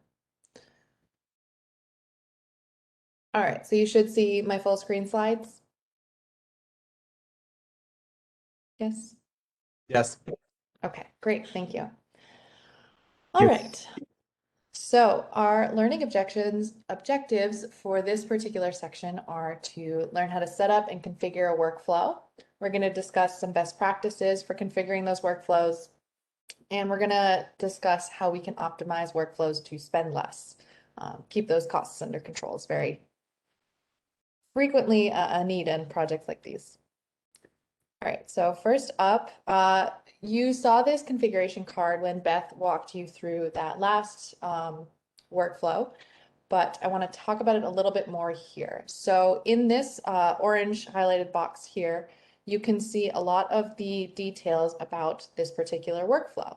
It'll tell you what version it is, where it's been sourced from, and where the workflow is getting its input data from. So in the last workflow we ran workflows with inputs defined by file paths, which means we just had direct links to those Google bucket locations. And next, in the next demo, I'm going to show you how to run the data table option. Down here at the bottom, you have three tabs and one button that show you different parts of your workflow. So you can view the script with the script button. Right now, this screen is showing you the inputs, which are listed down here at the bottom, and then you can also map the outputs. When your workflow is configured to run against the table, you'll see these attributes here filled in. And I'll go over that a little bit more hands-on in a minute. So configuring a workflow, you'll want to reference the data table for your inputs, and you'll want to use workspace data for workspace level metadata, and you'll need to write outputs back to the data table. So what does that mean? To reference the data table itself, you have the this dot notation, and you'll notice as you start typing things in, it'll autocomplete with column names that are listed already in your data table itself. So looking at this particular screenshot, we have a particular variable called the input cram index file or CRI file. And there is a CRI path located in our data table itself. So it's easy to map it one-to-one. And what this does is allows you to run the workflow on many different samples with one click of a button versus hard coding the values, which are the bucket paths themselves. You would have to then write a new bucket path every time you wanted to run the workflow. So this is a more scalable way to run workflows here. The second tip to offer is about the workspace level metadata. So the this dot notation will help you access different tables up here. But if you're looking for workspace level metadata, we have a workspace data table down here. It also includes some preloaded reference data options. The difference between using a table versus using a workspace data table is, if anyone's familiar with programming, I like to think of workspace data as your global variables. If you're not, it's essentially your overarching files that you might use the same file from run to run. So for each sample you're trying to run on, you would probably use the same reference file to run against. So in this screenshot here, you'll see in the workspace data table, we have a Homo sapiens assembly here that we would use to run against all of our samples with. So we have sort of this more static variable that'll be the same continued throughout any sample we would run on. All right, and tip number 3 is about the outputs. So you can choose not to specify any variables in the outputs tab of your data of your workflow here. And it'll still produce the outputs. However, it won't map them back nicely to your data table and your data tab. So anytime you wanted to access the outputs for your files, you kind of have to go searching in your Google bucket for the exact long file path it is. But when you specify, for example, this.output CRAI, it's going to create a new column in your data table with that title, output cry, and put the link to what was produced from that workflow right in the data table there for you. So just to review, we have your input data that you would use the this dot configuration for, and you append the name of the table column at the end. So for example, cram or whatever your data table column name is. For workspace data, you access it using the workspace dot notation and add whatever the name of the key is at the end. So in our case, a reference FASTA file. And lastly, the output data you will want to write back to the same table as your input data. So you use this dot notation again, and you can create a new column name just by typing it in with that. All right, I saw a question come up. I just want to make sure it's not. Okay, maybe I didn't see a question. Okay. Let's talk about optimizing workflows to spend less. So there are 3 ways outlined here, and the premises should be pretty straightforward. Use only what you need. When you are working in the cloud, you want to request as small of a machine as possible to still get your work done. So what this means is keep the memory and the disk settings as low as possible. Basically, if you can judge like for a, I don't know, 2 GB input file, it's going to need this much memory and disk space to run. Then you enter those particular inputs. It does take a little guess and check work to figure out what those values are, unless you have tools that can help you measure for your particular workflow case. I believe a lot of the workflows we provide in the showcase section have dynamic sizing like this that'll help you set your workflow to the right size. Another thing to mention here is using a hard disk drive over a solid state drive. So we found that the solid state drives are barely faster than the hard disk drives. So if you don't need that speed, you can save some money by choosing an HDD in your options. The second thing to highlight here is using preemptibles. So a preemptible is a machine that you request when you run your workflow. And the idea of it is it costs significantly less than a full cost than a regular machine, but you can get booted off at any point if demand for cloud compute goes up for whatever reason. You can get kicked off your machine and you have to restart your particular task in your workflow again. We find this is really great for saving you money if your task duration is less than 6 hours, because you're more likely to get through on a preemptible for shorter tasks like that, and you can save a lot of money that way. The next section, you can also enable call caching. So call caching is something that allows you to pull from previous runs. So if you've run the exact same workflow before, it'll just copy over the data, and I'll show you an example of that later. You can use NIO, which is set in the Docker container. I believe that's the input-output streaming, so that instead of copying all the files down, you just stream the part of the file that you need. And then lastly, delete your intermediate files as you go. If your particular workflow creates a new file at every step of the workflow, you may want to delete those intermediates and not save them in the cloud, and that way you can save on storage costs. Right. Next, we're going to move into a demo. Are there any questions? I've been seeing some stuff pop up, I thought. Nope. Okay. All right, so you should see my screen. I'm going back to my Anvil Open Access workspace that I cloned. Can we see this screen? Just want to verify before I move forward. Affirmative. Awesome. Okay, so again, like with previous presentations, you can follow along with the slides later if you want to duplicate what I'm doing, but I'm just going to walk you through what I'm doing as I'm doing it. So let's go over to our workflows tab here. And if I click on the aligner whittle, I will be taken into the workflows card. So we're going to select a few settings here. We're going to choose run workflows with inputs defined by data table.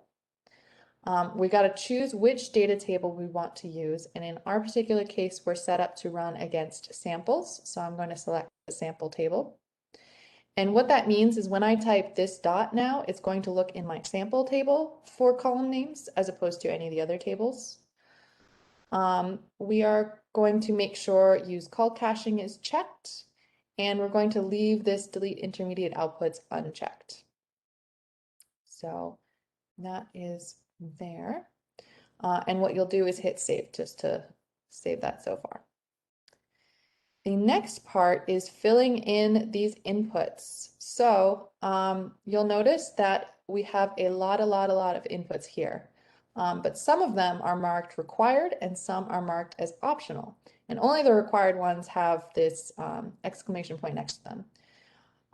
There's a thing in Whittle that allows you to optionally specify variables if you want to adjust their values, or it'll go with a default for you.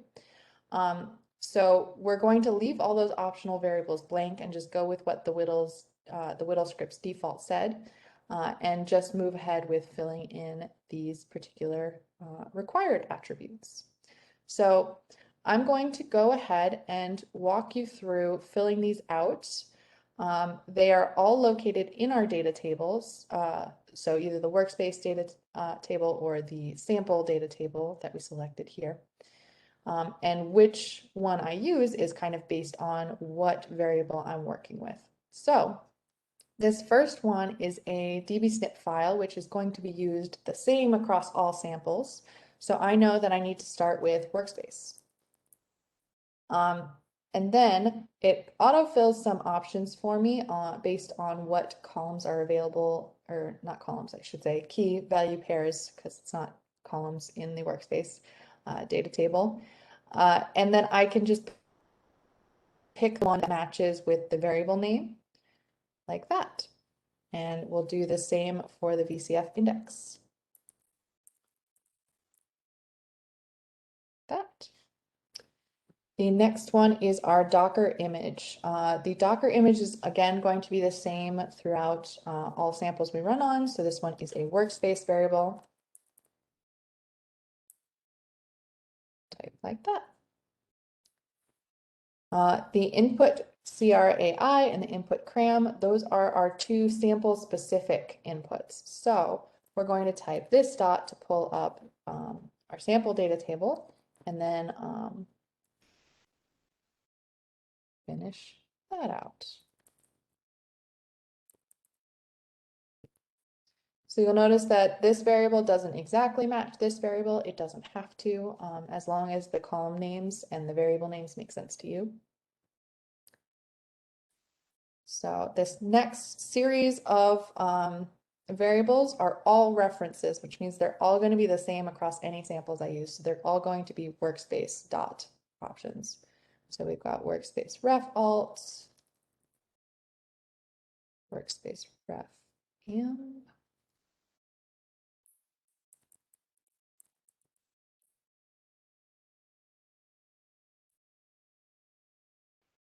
And I'm just going to go through and fill out the rest of these.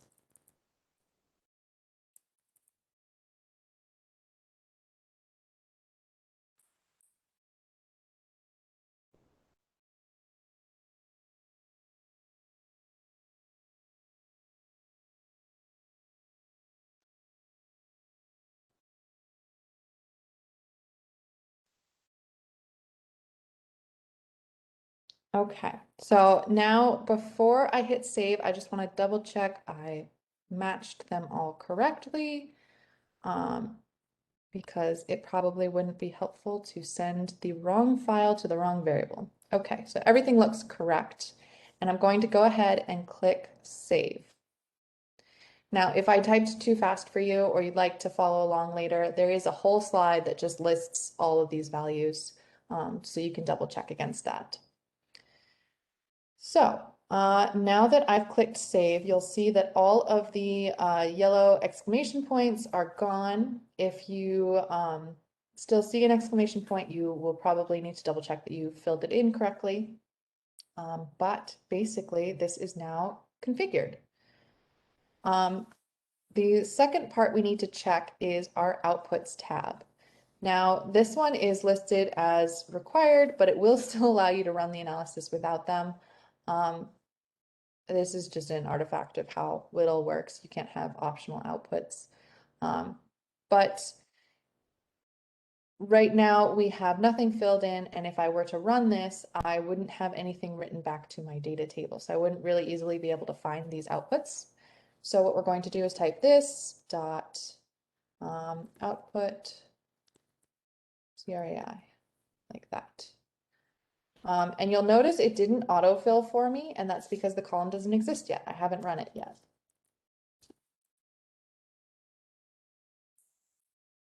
All right, so I'm going to type those in.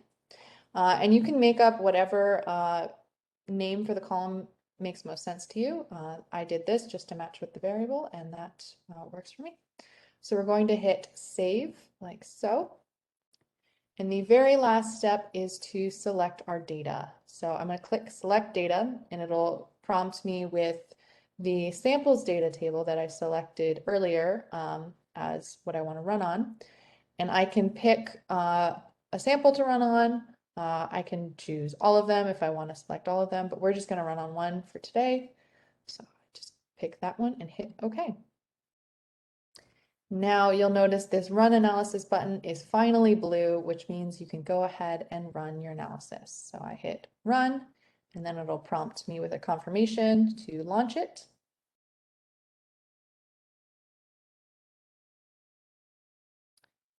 And when that launches, you'll be taken over to the job history page. Now, initially it'll start as queued, and then it'll start running. Usually it doesn't take too long to go to running, but I'm just going to show you a workflow I did earlier.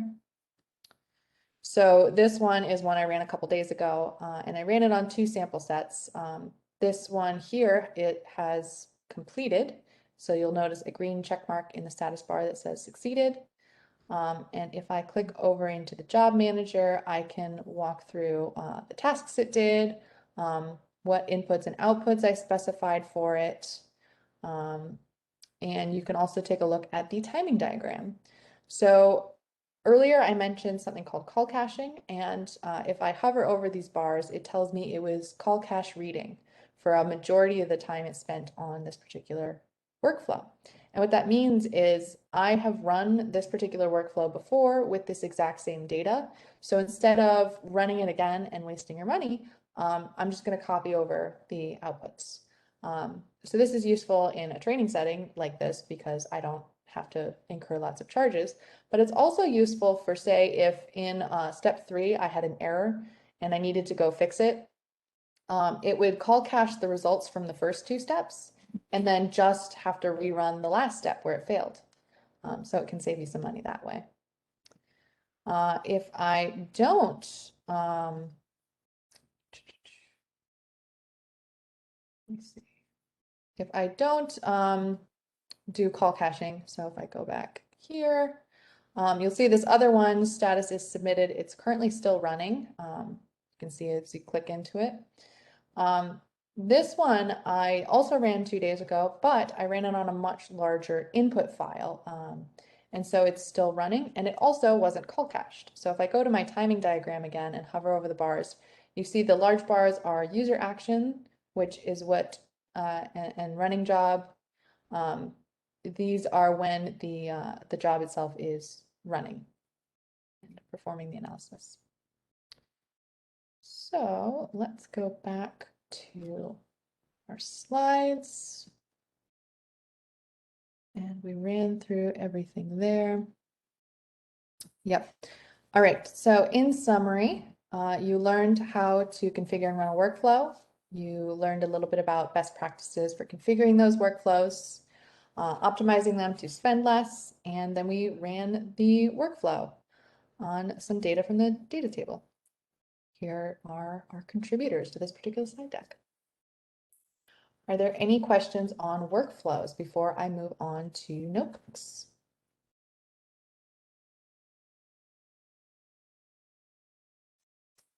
I think it's going to take a lot of practice. So yeah, so we're going to practice now. Unfortunately, you said this account will be available for just a week. I don't know if there's a possibility of extending it, but it's going to take a lot of practice. And most people are part-time workers, full-time workers, and a week I think is a short period. So I don't know. I'm just appealing to you if there's a possibility of extending it beyond. Unfortunately, I don't have control over those particular billing projects. I will say though that there is Google offers free credits for their platform. So if I were to go to our documentation site,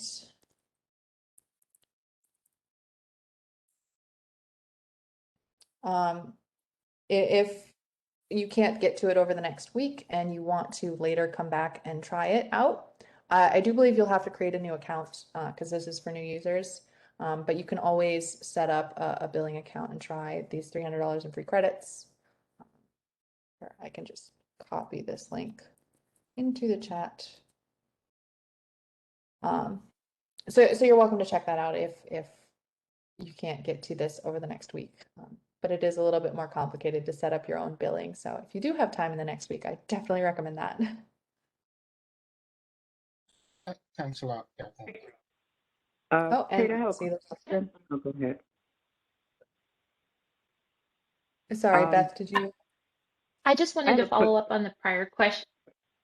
Sorry, I just wanted to follow up really quickly that I put it in the chat, but Anvil also is offering a new cloud credit program, and I gave a link to it. And that could be a way that if folks are really interested in using this, they could apply. Sorry, Helena, I'll let you go. Thanks. The exercise, not exercise, but what you just did, are you available tomorrow so that those of us who can go ahead and fill in the information to just check, just to see if that's okay with you tomorrow, if you're available? To run through this again? No, not run through it, but to be able to just do it when we have time, because I know you went through a lot quickly. So if we have any questions, can we just go over that again tomorrow? I will not be available tomorrow, and in the training session tomorrow, you guys are going to be tackling a different topic, so I don't think they'll have time in the actual course to go over this with you. But if you do have additional questions that come up as you're running through this, definitely reach out to us on the Terra forum, which is here in the community forum here, or you can also just submit a request and then on the platform itself. But yeah, you can reach out to us. All right then, thank you. No problem. Any additional questions on workflows? I did go through that really quick. All right. So let's talk about Jupyter Notebooks then. Here we are. So, interactive analysis in a Jupyter Notebook. Just moving my WebEx windows off the screen. Okay, so we just went through sort of this processing category of this whole analysis process. And this will perform your automated workflows that you just basically you plug in your inputs and you get your outputs. But for this next section, we're going to talk about interactive analysis. And one of the ways you can do interactive analysis with your data, after you bring it out of your automated pipeline is through Jupyter Notebooks. A couple other ways include RStudio, and tomorrow we're going to go over Galaxy. So there's definitely a lot of options, but today we're going to show you some Jupyter notebooks here. Okay, so Jupyter notebooks, if you're familiar with it, look a lot like this. This is our notebook in Terra here, where you can run statistics, you can visualize your analysis in real time. So what we're showing here is a plot that we generated using some Python language, but you can also query your data using R if you're more comfortable with R. Earlier today, I showed you, I asked you to click the play button on the cloud environment to get it set up. And what that did was create just a default cloud environment that is useful for our purposes. But there are a lot of customization options you can set when you're creating your cloud environment. One of the options you can set, as you see here on the left, are your application configuration. This is a different Docker images that we've pre-set up for you that you can just select from.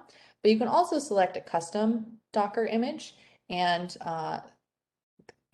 if you want to build your own image, you can custom build it based off of a Terra-based image. We have some documentation about how to do that if you have a particular tool that you need to use, or maybe some dependencies that you have to set up. That is an option for you. Underneath this application configuration drop down here, you have some options for your cloud compute profile. So you can pick the number of CPUs, how much memory you want on it. You can specify a startup script, so if there's some installations that have to be done like as the compute environment is setting up. And then you can also pick a compute type.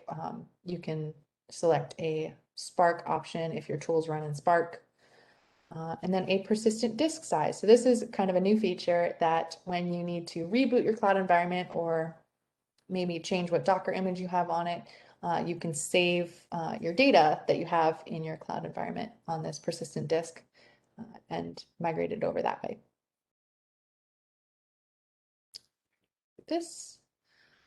So that's a quick summary on the in-app options for Jupyter Notebooks. I'm going to jump right into our hands-on, so I'm going to exit out of this. Again, all the step-by-step stuff I do will be walked through in the slides, but I'm just going to show it to you on our screen here. Close some of these tabs so I don't distract myself. All right.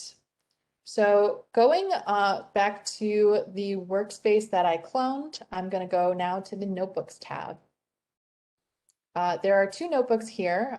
One is called Terra Data Util, and the other is called Explore Phenotypic Data. And we're going to pick Explore Phenotypic Data. It's going to generate a preview, and now we're going to click Edit to open it up in the actual Jupyter Notebook environment. What this should tell you is that it's starting up the cloud environment. Basically, our cloud environment, although we created it earlier, became paused. And it does that so that if you say start working on something and then you forget about it, you walk out to lunch or you leave for the day, it's not going to continue to charge you money. I think after about 20 minutes of no activity, it'll pause the cluster for you to save you some money. You'll see that it lists it at 6 cents an hour, but if I were to set any of these settings higher, it does increase the cost. So again, there's that element of choose the smallest machine that still gets your work done that you need to do. Close that. All right, so this is going to automatically refresh the page when it's ready. So I'm just going to start walking through this preview here, which is nice because I can do some reading while I'm waiting for my environment to start up. This particular notebook we're using is going to do some graphing on some genotypic and phenotypic data that was produced by 1,000 Genomes Project. The phenotypes were modeled using this GCTA software, and you've got a bunch of links here if you want to learn more. And we have some summary statistics, and it's now ready. Here we go. And we have some summary statistics that were applied to the data using these different resources. So those phenotypes is what we're going to graph on today. The very start of any notebook is going to have some setup involved. So we did some setup with just having a Docker image with the right packages installed in it. But now we have some in-notebook setup to do. We already set our runtime values, which were this cloud compute profile. That's what it's referring to. The next part we need to do is check the kernel type. So all of our scripts below are going to run on Python 3. So we need to make sure that this notebook is running on Python 3. And if I look in the upper right corner here, I see Python 3 listed. So that should be good. However, if you see R or something else, you can always switch your kernel by going to this kernel menu here and saying change kernel, and then you can select a different one. So I'm not going to pick that now. Next, we're going to load some Python packages, and these are all important for the plots we're going to do later. So if I click in on this particular code cell,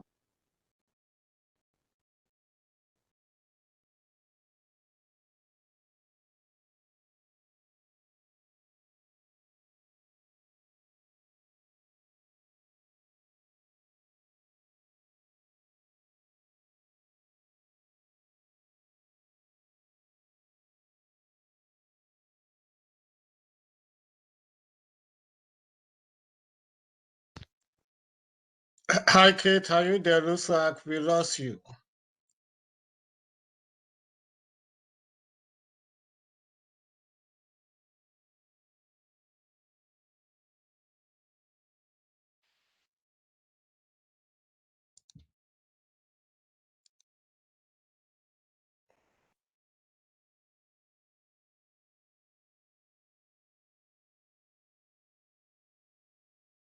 Can anyone reach out to Kate?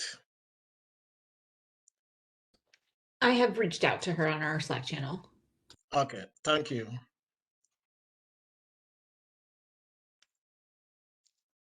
great.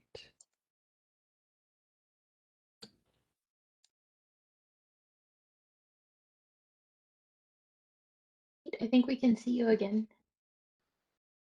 Yeah, am I back? Yep, you're back now. Okay, that's strange. I could hear you the whole time, but I guess you couldn't see or hear me. I'll share my screen again. And it bugged out again.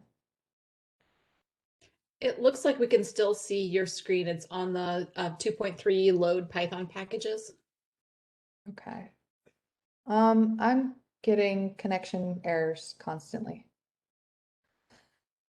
Try turning off your video and see if that just decreases the bandwidth. Sure.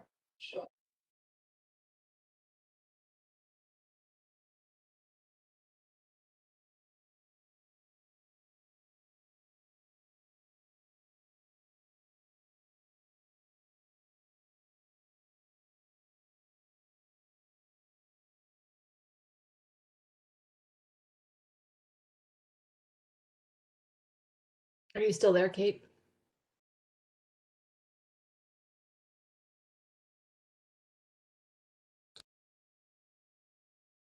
Okay, I'm getting flickering connection issues. Can anyone? I think it might be a I don't know, widespread problem. Robert said he's also having issues. Okay. Yeah, I'm getting those. Yeah, it's behaving very strangely for me too. It's holding steady at connected for me now. Yeah, I sound clear. Okay. All right. I'm gonna try and share my screen again. We'll see if it bugs. Oh, nope, it connected, disconnected immediately.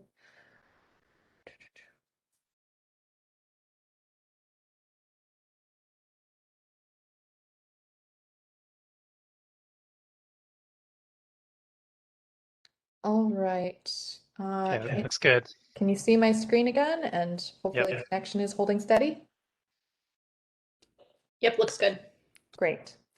All right, so I think I left off at we just ran this cell. Did you all see me do that, or do I need to run through it again? I mean, just go ahead. It went, yeah. Sure. So to run this cell, I just clicked into it and I clicked run.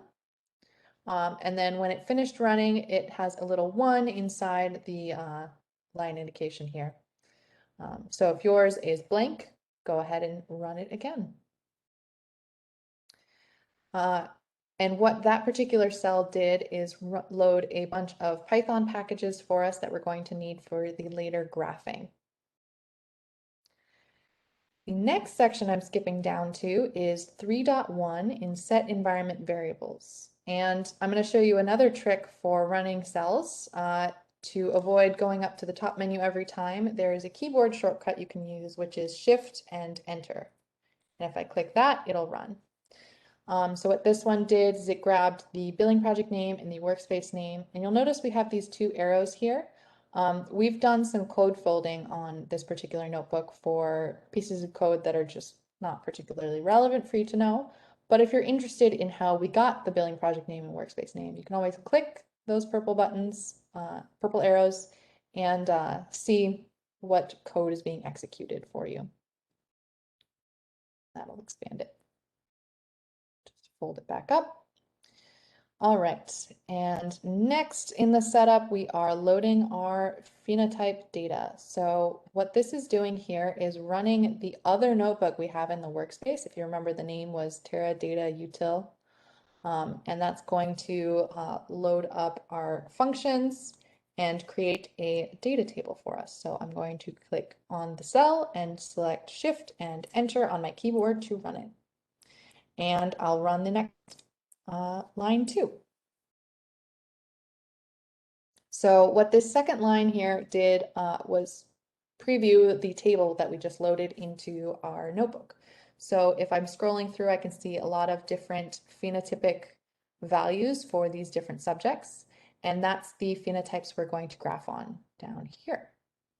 So if we get an error running the code below, there's some troubleshooting tips for you. But we didn't get an error, so I'm going to move on to this next line. So we're going to modify the first column of the data frame to work with the top med nomenclature, which is the data we're using here.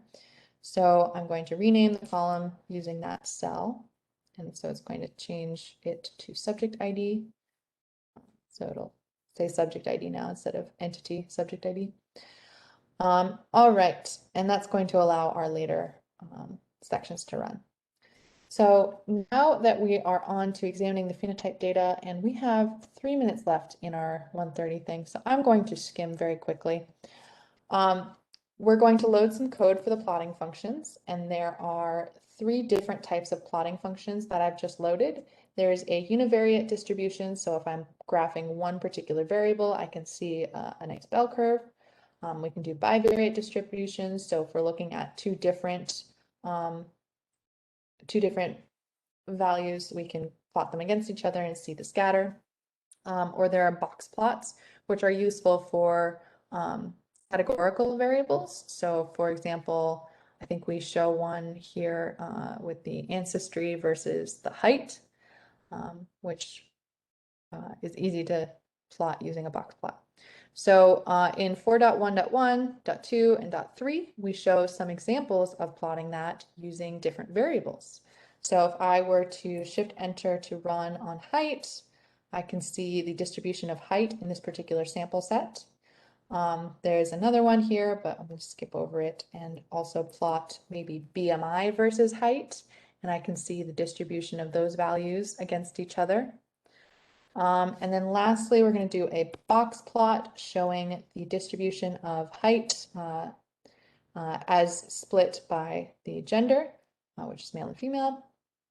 And you can see that. So if I wanted to go through and query my data further, which I would do if there was a little bit more time, you can see that any of these variables here, variable 1 and variable 2, can be customized to match any of the column names from here. And I shouldn't say any, because with the categorical columns, you have to use the box plots versus like the number plots are better for those continuous distributions, like the univariate and the bivariate distribution plots. But this is an example of how you can take data that you've performed some analysis on, and then do further querying of it to create graphs that you might need for your paper, or maybe work with and query the data to create a better cohort for your use case. So definitely, if you have more time later, run through that and play with the variables you have to generate different plots. But that is available for you. So I'm going to now stop my cloud environment to stop further cost from incurring. And I'm going to go on over straight into our wrap up. Actually, let me double check there wasn't a slide at the end here. Yep, so we just did that and we have some contributions to that particular slide deck. All right, in the final hour here, let's talk about wrap up. So we have some additional resources for you listed here on this slide deck, and the slide deck is also provided to you in the agenda itself. We have our Terra's documentation and user guide here if you need additional information on working with Terra. You've got a lot of documentation from Anvil at anvilproject.org/learn. It's a good place to start. If you have questions for us, post them on the community forum, either now or as you use Terra in the future. That's a great place to go. And then if you just need some further, like, hey, you guys went too fast through stuff, I want to learn more about different topics again, you can watch our tutorial videos. We have a whole playlist there for you. Here is the master list of contributions to our slides today. I hope I got everybody, but if I didn't, I apologize. So yeah, I'm going to exit out of that now and stop sharing my screen. We are over time now, so if anybody needs to leave, feel free, but I wanted to open it up to questions as well, if any questions came up from that last presentation. Turn my video back on. Hopefully the connection won't bug out. Were there any questions about notebooks or about anything we presented today? Happy to go over it again. Yeah, I think the notebook thing really brought things home. I mean, so if we got lost, at least the notebook presentation brought everything back home now. That it can be done, and it's going to take a lot of sitting down and going through and sending emails across. And so hopefully, I mean, we'll get there. The only thing that bothers me is the cost aspect, that once you have costs, then it limits people's ability to explore. And that you've given us some links that we can utilize it. Once we run out of those resources, we'll reach out to you again. I think one thing that I've seen most platforms do is, if you're inactive for some time, it in a way actually also kicks in the stop. So if you forget, I mean, I've run it and my child, I mean, I had a panic and I ran out of, then I have the clock running against me. So it's nice to have those nice, cool features set in place. And I think we'll be fine to go. But thanks so much. I think it's a great resource, and we'll make the best out of it. Thanks a lot. Great. Thank you. It's always great to hear that.